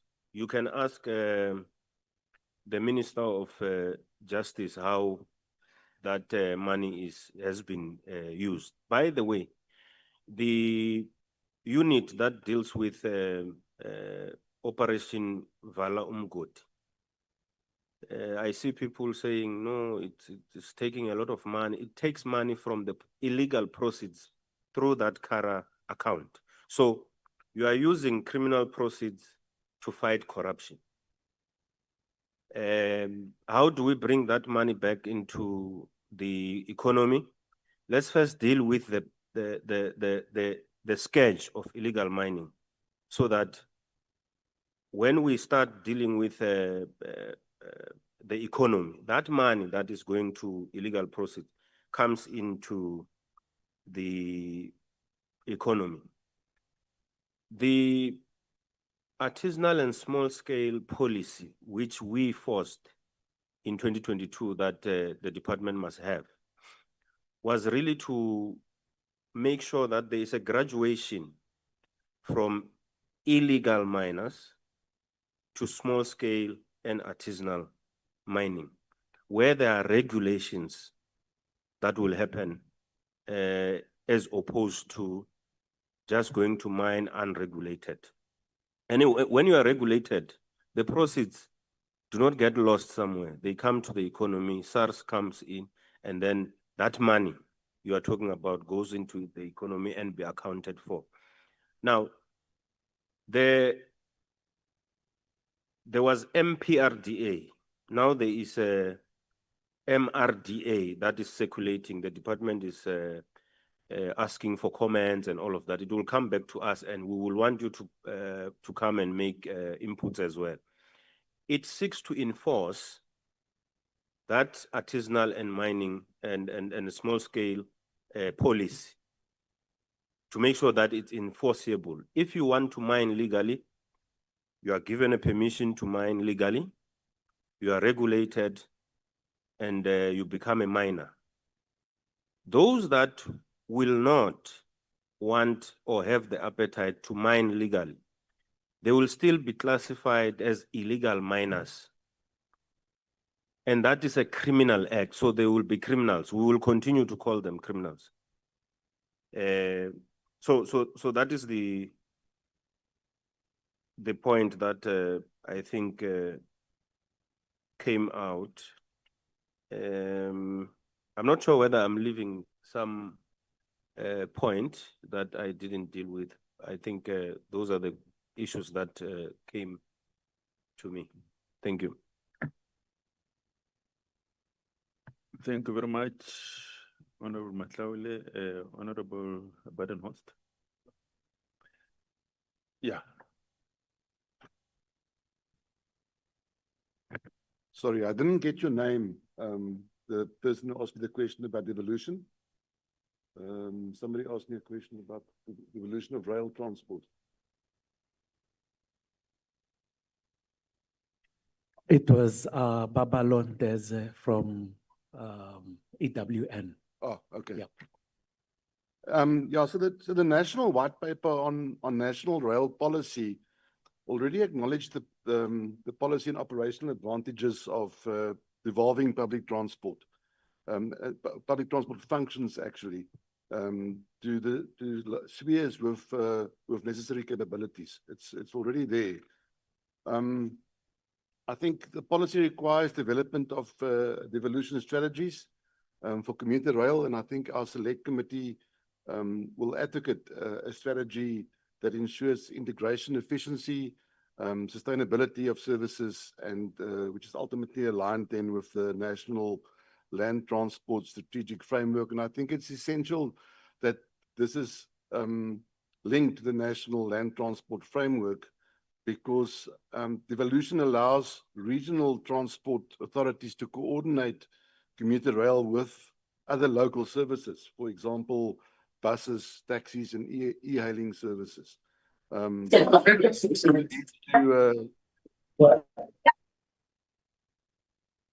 let's mute which one? That'll lead to integration.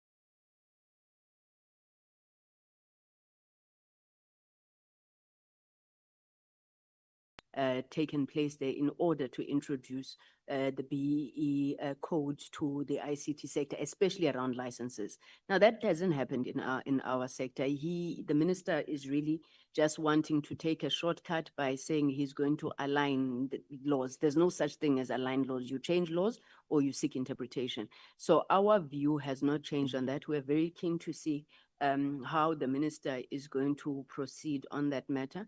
And I mean, we agree. If there must be changes to the law, we can have that conversation. And we agree with the telcos wanting regulatory parity. But the question is, what is that going to look like? And what sort of obligations and licensing regime do you create for the likes of Starlink and so forth? And maybe just to close off on this issue of lawmaking, why committee bills? And it also goes to the question, Mr. Mthabo, that you had given me about the SABC bill. I have yet to see a bill. Okay, there was one bill, which I think was electricity, which was fast-tracked, and I suspect it was because there was a constitutional court order. But the legislative cycle in this country takes no less than between 2 and 3 years. And on the SABC bill, which again, I reiterate, remains in Parliament, it has not been withdrawn. On the SABC bill, we've said to the minister, this bill is here. It's sitting in Parliament. The changes that you want to make, I'm not saying they're insignificant. They're not fundamental, right? So in the process, because where the bill stopped was where he was supposed to come and respond to the public submissions. And then on the basis of the public submissions, we could make amendments and take the bill forward. Why he's running away from just responding and saying, I've listened to SOS, media monitoring, everybody, I think that this is the change that must be made to this bill. Then he keeps speaking about the issue of the funding model. And this is also part of the question that we've been asked. So the minister says he's withdrawing the bill because there's no funding model. It gives him up to 3 years to come up with a funding model. Up to 3 years does not mean you take 3 years. He can do it in 3 days, 3 weeks. In his letter to us, he says 3 months. There must be something magic about this number of 3 months. He says soon he's going to appoint service providers who are going to look at creating a funding model. This is the strangest thing that I've ever heard. I don't know if maybe these service providers, I mean, the minister would know what he's looking for in these service providers, but you go anywhere in the world, there's only a few ways that public broadcasters are funded. So it's advertising, it's from the fiscus, it's a blended mix, it's commercial raising, it's household levies. I don't know what the special funding model is, but let's assume that the minister is correct. They're going to come up with something that is unheard of. Where is he going to put it? Because you can't say, I'm withdrawing the SABC bill because there's no funding model. It's not a money bill. You can't direct a taxation through that bill. He needs this SABC bill to be passed. And then once it's passed, he can then say, in line with the empowerment, if there's such a word that I got from the bill, here's a funding model. We're not sure. We do want the matter to be finalized though. And I'm worried when he's talking about 6 months, because when we spoke to Centec, and I mean, when he speaks about 3 months, when we spoke to both Centec and SABC, they indicated that they don't think that they can continue with their operations in the current state beyond of December this year. Centec has threatened to cut off the SABC signal distribution because they cannot carry the SABC anymore. So if the minister is saying in another 3 months, he's still maybe going to come back with, a funding model, then he's still going to initiate legislation. That sounds like a recipe for disaster to us. And maybe the question then the SOS Coalition had asked, they're saying, why are we writing to the minister? The minister has withdrawn the bill. The bill has not been withdrawn. I want to say that again. Cabinet came out and was unequivocal on the fact that ministers on their own cannot withdraw bills. There are executive bills. He needs concurrence of cabinet to withdraw it. And I thought that when himself and the deputy president, as the leader of government business, approached cabinet, the minister would have understood this, because he said he's still consulting cabinet. So this bill is in Parliament, and we are considering, it's a decision the committee is going to have to take. We are considering rescheduling it in this term, which is between now and the end of the month, and call the department to come and respond, and we continue with the process. Okay, so I think I've responded to Naeem and, sorry, I forgot the lady from SOS Coalition. I couldn't agree more, Sis Bridget, I know you're not speaking to me, but on this issue of equity equivalence investment programs and BEE, I really think that an audit is necessary. You know, because we keep looking at this, then there's those people who are for BEE, there are those people who are pro, you know, equity ownership purely. Then you go to the sector councils.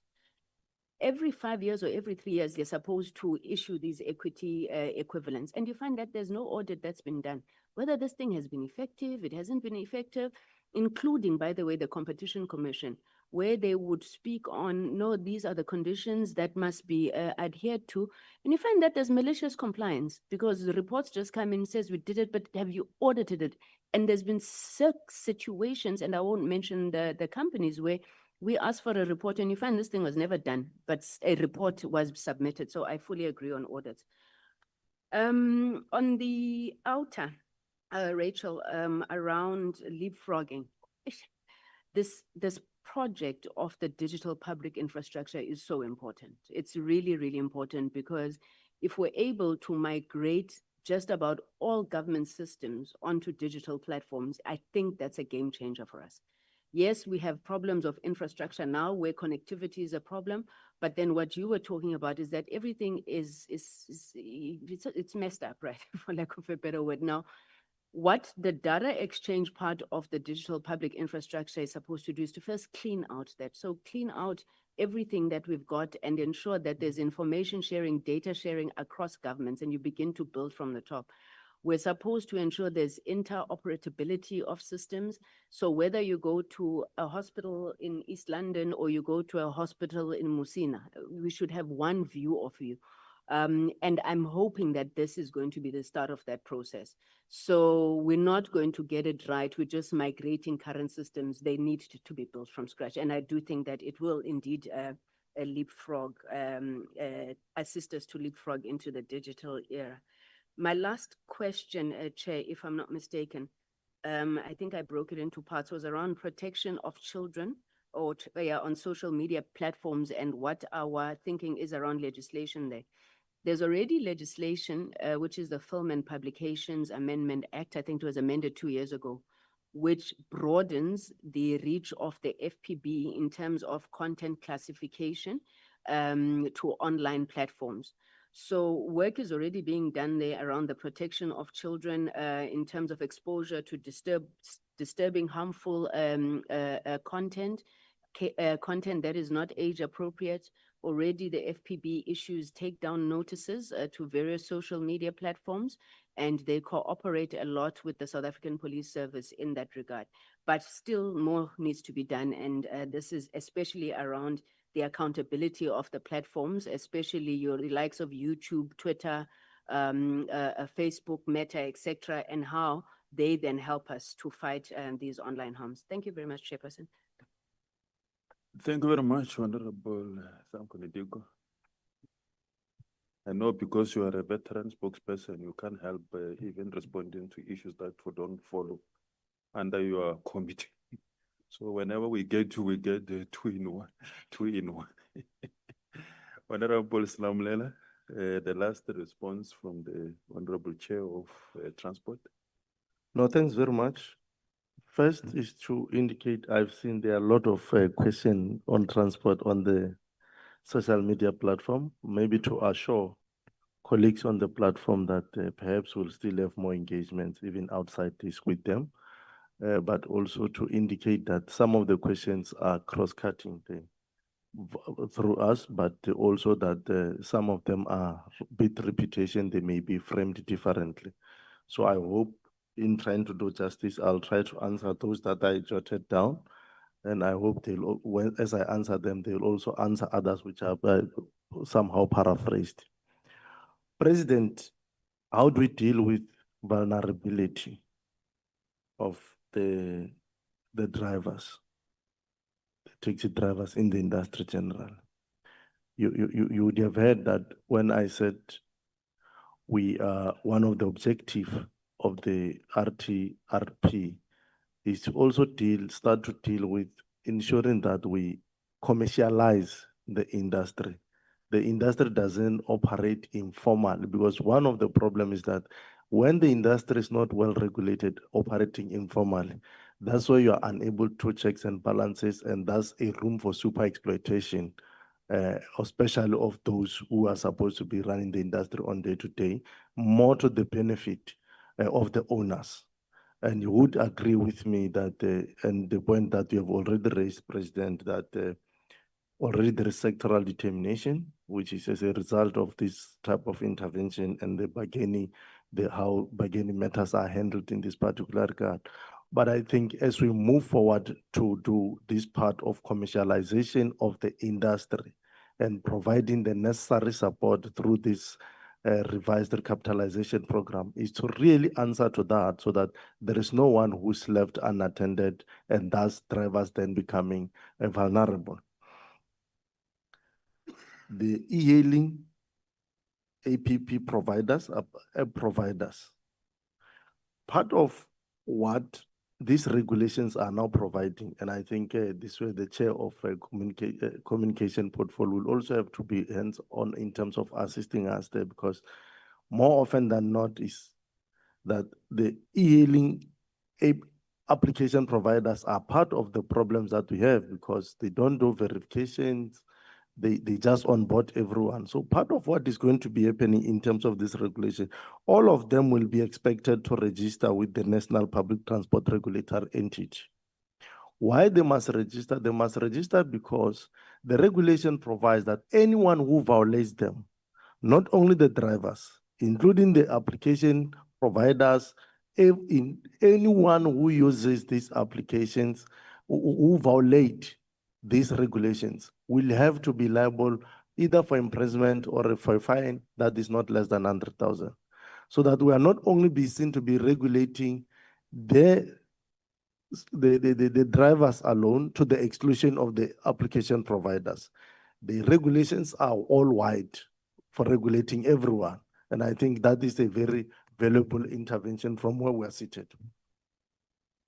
Caesar asked, is this amicable solution to the impasse that is in the industry? I understood your question to be saying that it is a means, but it's not an end.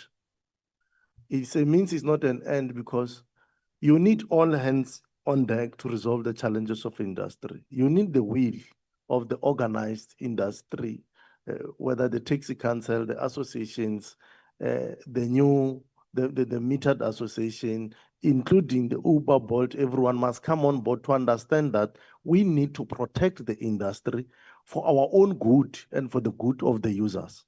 It can't, regulations alone, they are not enough. They are a means to create a boundary of how we can coexist and how we must cooperate with each other.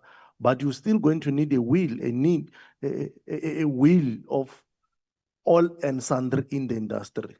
All we have to accept is that the industry must live and must live for the benefit of all, including the users or the commuters. That's what's important for us. National database, yes, there'll be a national database.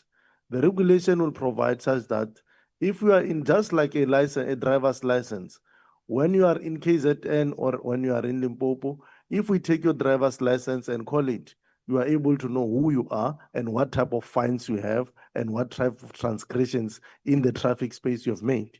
So the regulations are also, we expect them also to be dealing with that particular aspect. Who's going to fund the rebranding and all these other things? The reason we are here as a cluster is because the transport industry falls within the economic cluster. And why we must commercialize it, why we must make it corporatize it, commercialize it, is because when it's informal, the transport sector has not been able to get some of the benefits that currently are provided by government. The government has provided a lot of support to various other businesses. And because we are not organized as a sector, we've been lagging behind. I can imagine the packages that are there, whether with the small enterprise development agencies that are there for branding and all that, they can be easily accessible to the industry. But when you are not corporatized, when you are not commercialized properly, you are even unable to leverage out of the opportunities that the democratic state is able to provide. So it's a matter that we must not be self-pity about. It's a matter that we must not actually relent about. We must be committed to corporatize and commercialize the industry so that we can get all the benefits that are there. So that including the issue of dealing with the vulnerability of our drivers. Only when we do that, we'll then be able to get that. Chanduga Online is asking this, if we do the geographic limitations in terms of what the regulation will be saying, where you are going to operate. He says, if I'm in Pretoria, will I not then be able to, and I take someone to the airport, will I not have a round trip? I would imagine the taxi industry is regulated. If you drive a long distance from KwaDukuza to Johannesburg or from Blouberg to Joburg, when you are on that road, you are for and back. It can't only be limited to you going and not coming back. So if you are operating within a particular geographic description, you'll be allowed to do on and up, down, and downstream type of a movement. Kanyezi in Phoenix is asking, the police are not acting, people are dying. Those who died in Pretoria, in Soweto are not the first ones. The answer is, that is why I have said, we are calling all and sundry to put their hands on deck. And that is why, from our side, we had already proposed that we are going to meet with the portfolio committee on police. Because some of this thing is not an industry issue, it's just pure criminality. And we must be able to isolate criminality so that we know what we're dealing with. We can't tolerate criminality, and we can't allow a situation where criminality reigns supreme and our people are undermined, the security and safety of our people is undermined. We're going to have to be firm.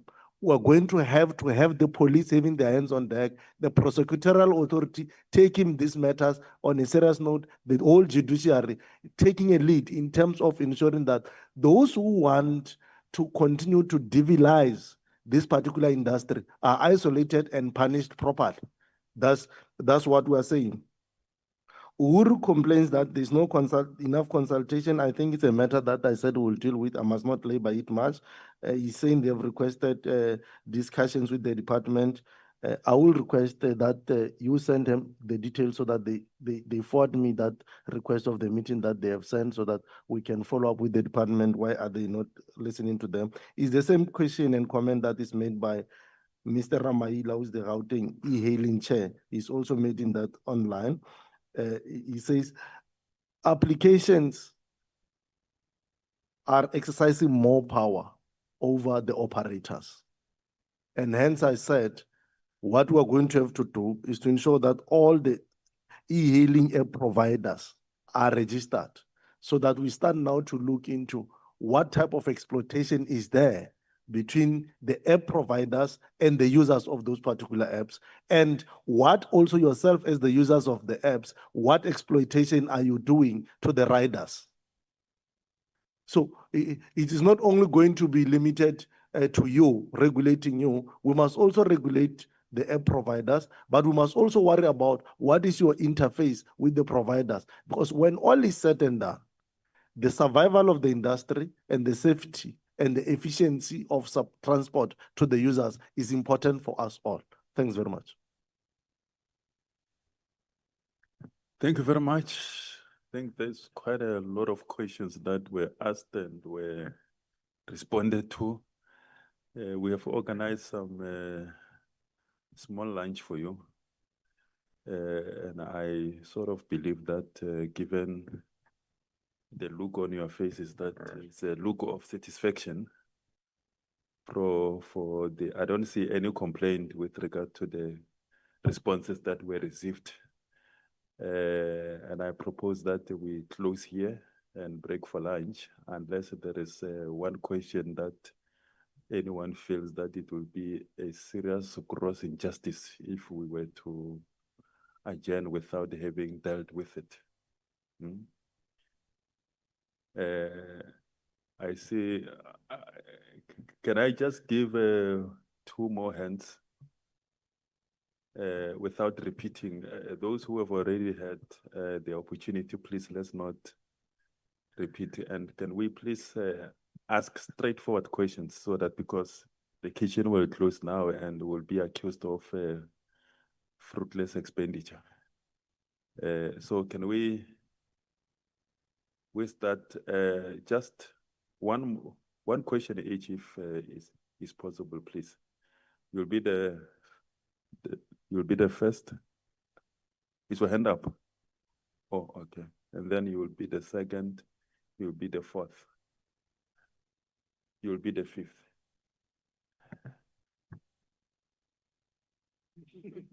And the third is the one that you were close to the second or to the yeah, in that order. Just a question. Don't worry too much about the background because these chairpersons understand the background issues. They've got a lot of background information on the sectors because that is, they work on these sectors every day. They provide oversight over these sectors. So they know quite a lot of background on those. So a question will suffice. In that order, thank you.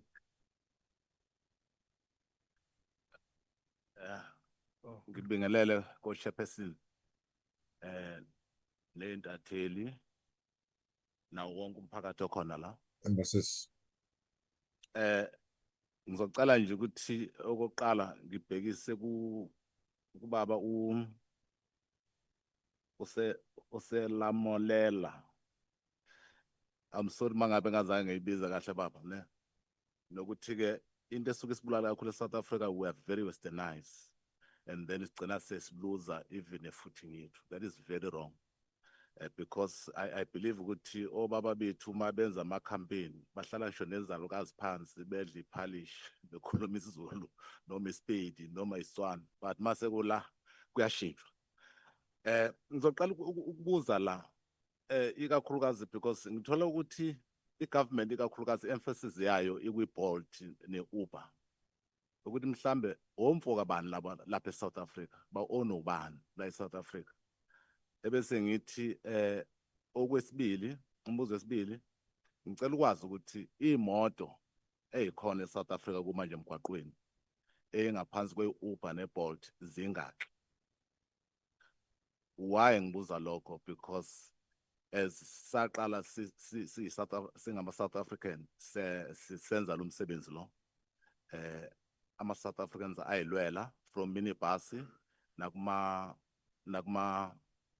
meter taxis.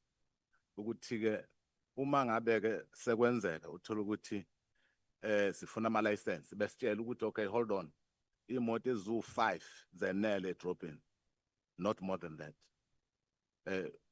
And then stop issue ama license.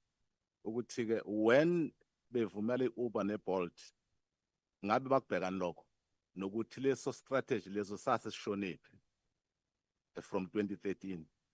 And then ukuthi ke kumanje zingake khona eSouth Africa from Uber and Bolt, and then mangaki ama app from foreign countries as a South Africa, because I believe ukuthi nina njenge government nina data yalokho you're supposed to tell us as a community.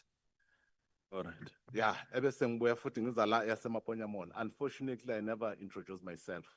I'm Maxwell Lobu, a chairperson of JRMTC, Johannesburg Regional Meter Taxi Council. Bese ngiza ku-issue yaseMaponya Mall. It is very painful. Ukubulalana kwabantu eSouth Africa ngibelieve ukuthi mhlamba ama politicians aku-enjoy. Ngizoba nje nombuzo obheke straight for transport.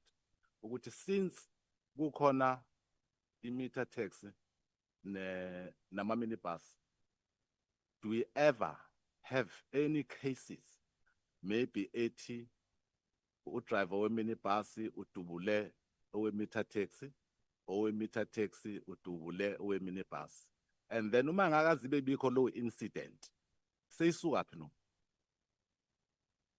And then what is the mechanism to address that? Because mina ngokwami ngokubheka, I think i-government iyona efaka umlilo, because njengoba baba isibongo sakho nje ngehluleka nokusibiza, You won't allow ukuthi phezu kwakho kwakhe undlovu akazuzwe ngesintu ukuthi ukhona umuzi wakhe phezu komunye. Akaze kwenzeke. Uqala ngani ngoba nisiphethe ningabantu abamnyama and then it's very painful. Nokuthi ke sicela ukwazi ukuthi ke njengoba sila simele e-hailing makhuluma nge-e-hailing khuluma nge-app kahle kahle ukuthi uma ngabe ugovernment kune issue la obeyenza uma minibus yokuscrapa imoto ukuthi ke i-meter taxi yona nayo yenye yama transport mode wehlulwe yini ukwenza same thing noma mhlambe ke it was not recognized. Ngicela ukwazi lokho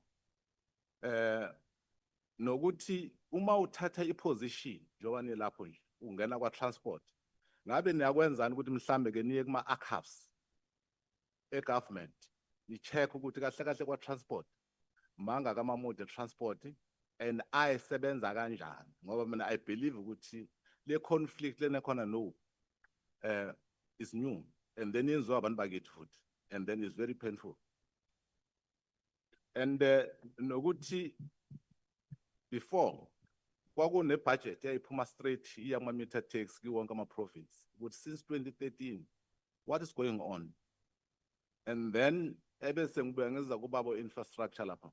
I'm sorry if got to understand ukuthi no South Africa kunama license abantu qale ama license ayinga renew no ama license aya renew but imigwaqo ayikho and then whereby now kufana ngabe ilokhuzana imali ikhona yokulungisa imigwaqo ebese futhi ngibuze ngendaba ama rank ngikholwa ukuthi ama minibus nama meter taxi abe nama rank and then kumanje manga ke akhona to all 9 provinces and then ngabe azokhona uku-accommodate imoto esinazo na. I think mangabe ke ungaphendula lokho mhlambe le issue le conflict ingehlela ngezansi. All right, no, siyabonga. Thank you.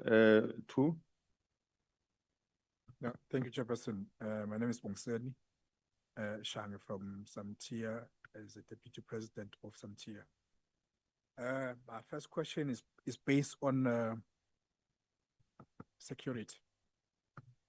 There have been many killings in the industry based on the fact that the driver has been compromised in terms of the identification of the rider. You'll find that the driver is driving, looking for a rider. He doesn't know who he must expect and how that person looks like. On regulations that I've read, the regulations, it does not specify that the rider must be identifiable in the fact that there must be a picture of the rider. In our submissions during the amendment bill and during the regulations, we did submit that we need to be able to identify the rider because of there's been many killings because of that. I'd like to thank you, Chairperson, and I would like to thank the government on this process of making sure that the regulations are passed. For the past 6 years, we've been attending a Samtia, and 85% of your regulations are very much aligned with Samtia. I'd like to say we appreciate your response. Thank you very much. Thank you very much. 3. Thank you, Honorable Chair of the Day. My questions are directly to the Honorable Chairperson of the Transport Committee. This one is partly covered in terms of the inclusion of meter taxis, scholar transport, and the cross-border operators in the taxi recuperation program. We have had a lot of engagement with NDETS, particularly Uvisham, but he kept on telling us that this need to be dealt with in the level of the parliament. So I think this is very, very vital. Then secondly, I think in the upcoming resolution regulations, I think it will be important to include that for provinces or for municipalities to support the applications. They must also do the economic viability study because we're sitting with serious problems at the ground of influx. I'll make a typical example where I come from in Durban particularly, where we're sitting with 8,000 operating e-hailing vehicles on the road. But operating licenses of meter taxis were closed back in 2010, and they said there was influx, and we're sitting with less than 500 operating licenses. For full 10 years, now they're saying they want to issue 8,000 operating licenses without the study being done. That's number two. Then the last one, we welcome the presentation that was done in regards to the regulations.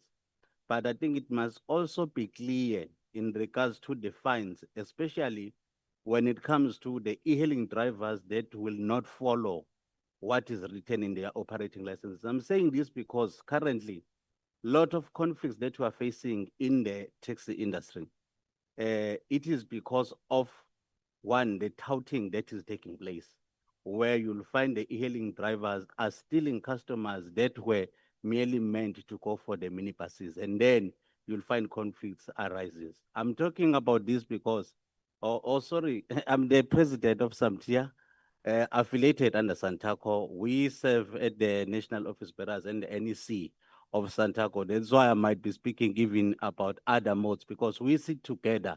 But if these things can be solved at this level, it can emulate a lot of conflicts that arises on the ground. Thank you. Thank you very much. The last one, 5, at the back. Yes. Yeah, good day, ladies and gentlemen and honorables. I'm Ahmed Jones from Wakia, the treasurer. The only question that I have is, what is the government doing about our taxes that we are getting charged by this e-hailing apps? And we don't get any answers from them. And we've been asking this now for a long time, and we're not getting anything out about it. It seems like everybody's still quiet about it, but I think it is now time that we need to understand, why are we paying taxes for these apps, VAT for these apps, and we don't get clear indication? Thank you. Okay, thank you very much. I think, can we then get the responses? Chair, I think you noted me earlier. I was supposed to be number 4 and you counted number 5 somewhere. No, I allocated everyone a number. Thank you. Sorry. You might be taking advantage of that confusion. No, Chair. But go ahead. No, thank you so Thank much, you. Chairperson. Firstly, thank you so much for the opportunity that you have given us today to come to this type of format and have an engagement on the issues of transport. My questions are directed to the Chairperson of Transport. My name is Siyabonga Hlabisa. I'm the Chairperson of the Western Cape E-Hailing Association. My questions are, firstly, I think I'm not sure on a regulation when the Chairperson was giving us the brief on the regulations, that did they consider the issue of pricing and also the commission part of it from these app companies? Because currently, I think the most frustration that drivers are having is the issue of pricing, together with for the commission that these app companies are taking from the drivers. I'm not gonna go to details because obviously if the regulation is still under engagements, maybe they would get to that point, just to highlight that. And also the year models of the vehicles. These app companies, they don't operate. I don't know if they went deeper to find out how these companies operate, especially with the categories that they've put in place for their app companies, for their apps.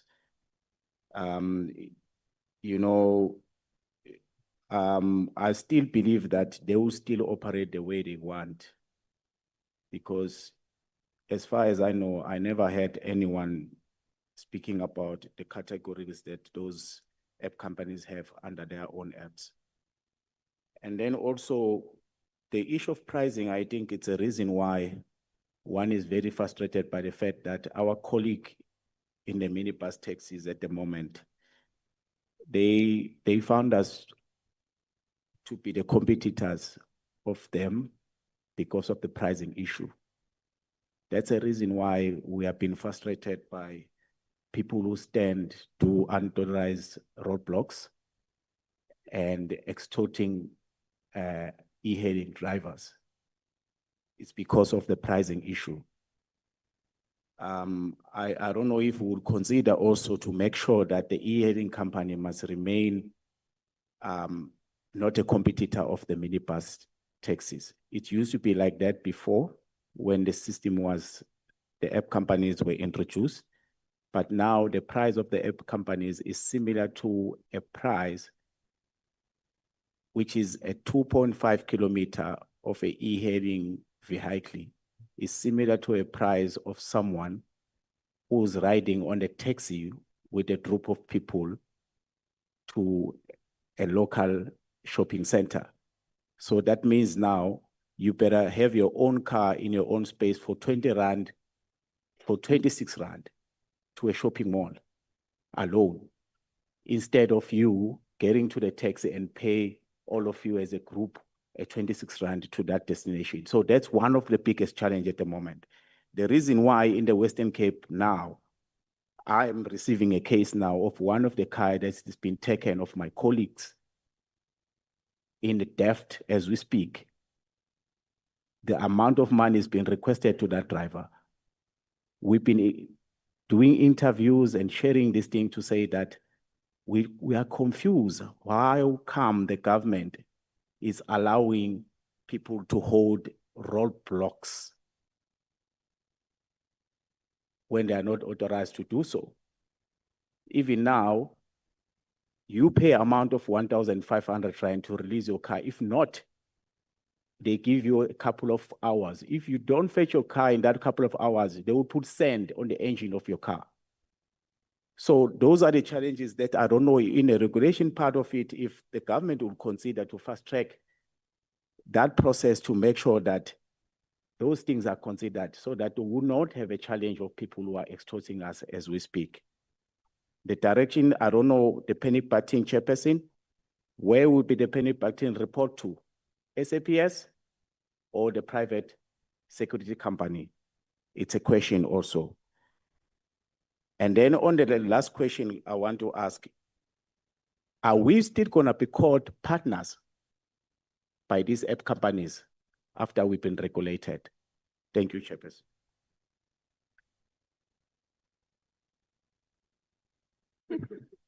All right, thank you very much. What are your questions? Yeah, I think let's take. Yeah, you can start, and then we'll go to Honorable Snamulela, and then Honorable Baden-Host, and then if there is anything for, there's nothing. You didn't understand your question? There was a question about driver's licenses, driver's license. I think it came from.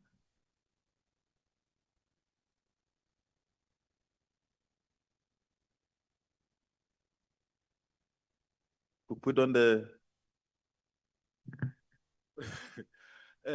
I was saying that this is very surprising that we don't have roads in South Africa. But while now we're supposed to have more financial, since everybody's supposed to renew his driver's license.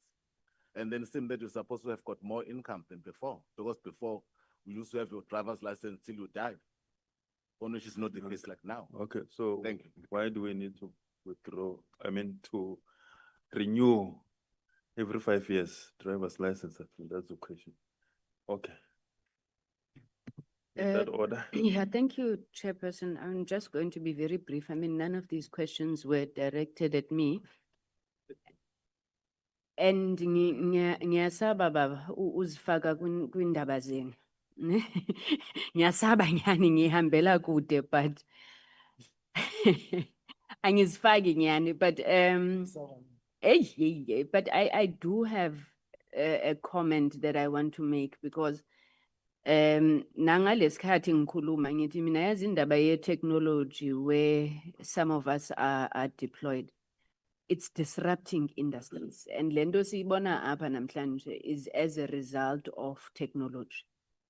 Manje ngiyaxhukumiseka ma ubaba esithi sihleli lana ngesikhathi senu kunabantu abamnyama uyafika indoda ikha phezu kwekhanda lenye indoda angizwanga kahle mara into enjalo.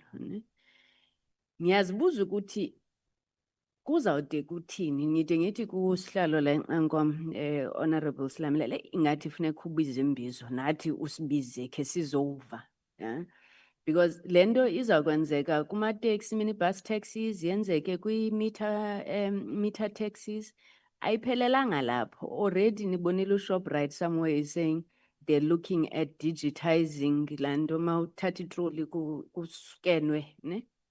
Now sizawuphinde sithi hayi kodwa lo rhulumente ebephi kusenzeka lento but we can't stop technology also. And I think BK yakhona a question earlier ethi so what is the plan sizawuthini, and I'm just asking Chair that as you have these discussions maybe let's put our head around the table and say siyayibona into ye-technology and we can't wish it away, but how then do we respond in a manner which does not have the effects that we do today? And I think it's a conversation we need to have. But thank you, Chair. Good luck.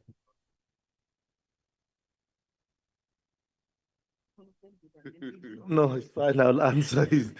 I'll answer. Yeah. No, thanks, Honorable Scalo. We was dealing with technology. Indeed, we are dealing with the problems of disruptions by technology here. But Gacheni, look, who owns Bolt and Uber here in the country? When they have to register now, they'll have to tell us who they are. And that's why we must regulate. That's why we must know who's who. Now, all your question says these regulations are more urgent than ever before, Kachi. That's what they're saying. Because they're saying, who is who in the industry? How many vehicles do we have? How many that? You can only know that when you have the database. And the database comes with these regulations. You get, Gachin, what I mean. Why don't we have the battle between meter taxis and minibus taxis, but we have the battle between e-hailing? Well, from the past, we used to have the metered and the minibus taxis not seeing eye to eye. But when the regulations came into effect, that issue was closed. That's why I was saying to Caesar earlier, that it's not necessarily an end, but it's a means to an end. Where do we come from between the bus industry and the minibus industry? We're from a bloody violence war in this country, where we lost many family members. When that transition went, when minibus drivers were starting to exert themselves, many lives were lost because there were no regulations. But when government intervened, regulations in place, permits being issued, long buses knowing their routes, you are from the days, by the way, of far distance, local and long distance taxi associations, which were fighting day in, day out with the bus operators. But we regulated the industry. You are people of the industry, we know the days of Felter and Salter and so forth. You know what happened, how many people died during those particular times, because there was no regulations. But now when we enter now, put the regulations, we are able to create that harmony that exists now between minibuses and meter taxis. So even this one, we must force it to happen. The disruptions of technology will still be there. One day you are going to have now a new technology where the people are moving from one point to another with a balloon. And you are going to be shooting them from the sky. Yes, where they land, you are going to shoot them. Because there'll be, now technology will be trying to circumvent the road, the illegal roadblocks. From the law point of view, we must now start to fashion ourselves, as she's saying, to prepare for that eventuality. And how will we then react at that particular time? The law formulation and regulation is an evolution thing. It will always evolve. As new technologies comes in, we'll also have to be speeded. One of the limitations we have, which we must concede, is what Honorable Kusela has already considered, that the lawmaking process sometimes takes time and we take overtaken by circumstances. Is something that we are considering, and we'll have to look into intrinsically, how do we then respond to this particular matter as we go forward? SIA. Before the issue of SIA, there is the issue of rider verification. And I think I jumped it earlier on, President, you addressed it. It's a serious issue of security. The issue of rider verification is an authority that will have to lie. Who must verify the rider? Let's ask ourselves this. Who must verify the rider? Is it the operator? The app company must regulate the rider, because the app company is the one that gives you Donald as a passenger. Now, if something happens to you, the app company must be able to account who did they give you to. Isn't it? That's how it must happen. That is why these apps must be regulated. That is why they must be registered, so that we know, they know that they have innate responsibility to account for the people they give you, even if those people are criminals. It is their system that must be checks and must be able to do checks and balances. The days where someone will bolt for Honorable Mataule must be an end. Where if someone Ubers for Donald, it must be Donald who uses it. Or there must be a way of verifying that we Ubered for Donald, but we have the details of this particular Donald. Nowadays, I've seen, usually when we Uber here, Honorable Digo, when we go to airport, you then have to tell the Uber, no, he's Ubering for me. This is me. It is not supposed to be your responsibility. It must be it must be embedded in the system of those application providers.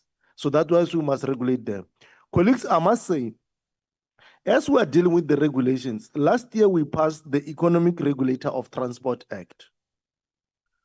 The Economic Regulator of Transport Act deals with these issues of competition within the industry, the issues of prices. It now imposes, the Transport Equipment Regulator now imposes certain obligations for regulators across the board, whether it's the taxi industry, whether it's, it will be in the rail space, airspace. All of us will be expected, for instance, to answer the questions. How many Bolt can be allowed in a particular space? It's an economic issue. You can't just overpopulate the road, because it becomes an economic issue, which then becomes a security issue, which is not attended, create violence, and can plunge the country into chaos. So that's what we're going to have to deal with. So these regulations are not in isolation from other pieces of legislation that are actually in existence. We have already passed this law last year. President assented into a law of the Republic, the Transport Economic Regulator. It is going to be managing the entirety of the space. So as the regulations comes in, that is why we must have a database, because you must ask yourself, why would you have 2,000 in the 2,000 Ubers or Bolts in the road between here and airport? You're already creating a recipe for violence. You are going to have unethical behaviors where someone's price will have to be lower so that he can cheat the system, so that he can have more clients. So we're going to have to manage this, support this regulation as an industry, work side by side together. The regulations themselves can be there, but there must be a will. There must be a commitment from all and sundry. The truth is, Honorable Chairs, transport issues are security issues. Therefore, we can't allow as a country a situation where some people can convene a roadblock on their own accord. and they sit there just convene a roadblock. That is why our call for law enforcement agencies to be hands on deck. But we have started to realize that there's already fiddling where you have those who are practitioners in the law enforcement space. It is becoming an issue now, are also part of managing and ownership on the other side. Therefore, when you put certain things, they are unable to enforce the law because it hits their pocket. Those realities are coming to come end because we are asking hard questions now. And we're going to have to deal with this thing because the Land Transport Management Act doesn't allow certain people to be role players in the industry. But they've been playing in that particular industry, and time and moment has come for us to say no, not ever. It ends now. And we're going to be doing that.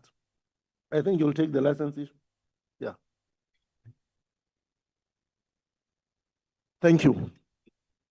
Thank you, sir. I'm Afrikaans and you are isiZulu, so I'll speak English. I'll meet you in the middle. Is it okay? I think the main there are many reasons why we have to renew our driver's licenses. It's a security reason because the drivers, and I'm the first one to say we don't need the cards, we need to go digital. But while we have the cards, those cards are updated to security features regularly so that they cannot be cloned or duplicated. And the department has indicated to us in a committee meeting before that it's very difficult to clone the driver's license card in South Africa specifically because of the hologram and the security features contained in that card, and that gets updated regularly. But the main reason is it's for safety, for road safety. We're all getting older. 5 years ago, I didn't need these glasses. Now I need them. So people are getting older, and we have to ensure that the people who are driving vehicles on our roads are fit and properly able to drive those vehicles safely for all the passengers and also for the pedestrians. So that's the main reason why we renew the licenses at the moment every 5 years. Thank you.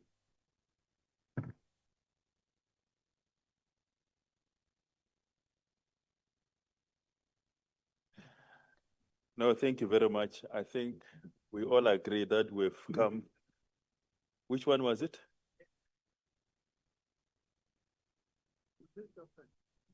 Yeah, the chairperson says both of you can take it outside.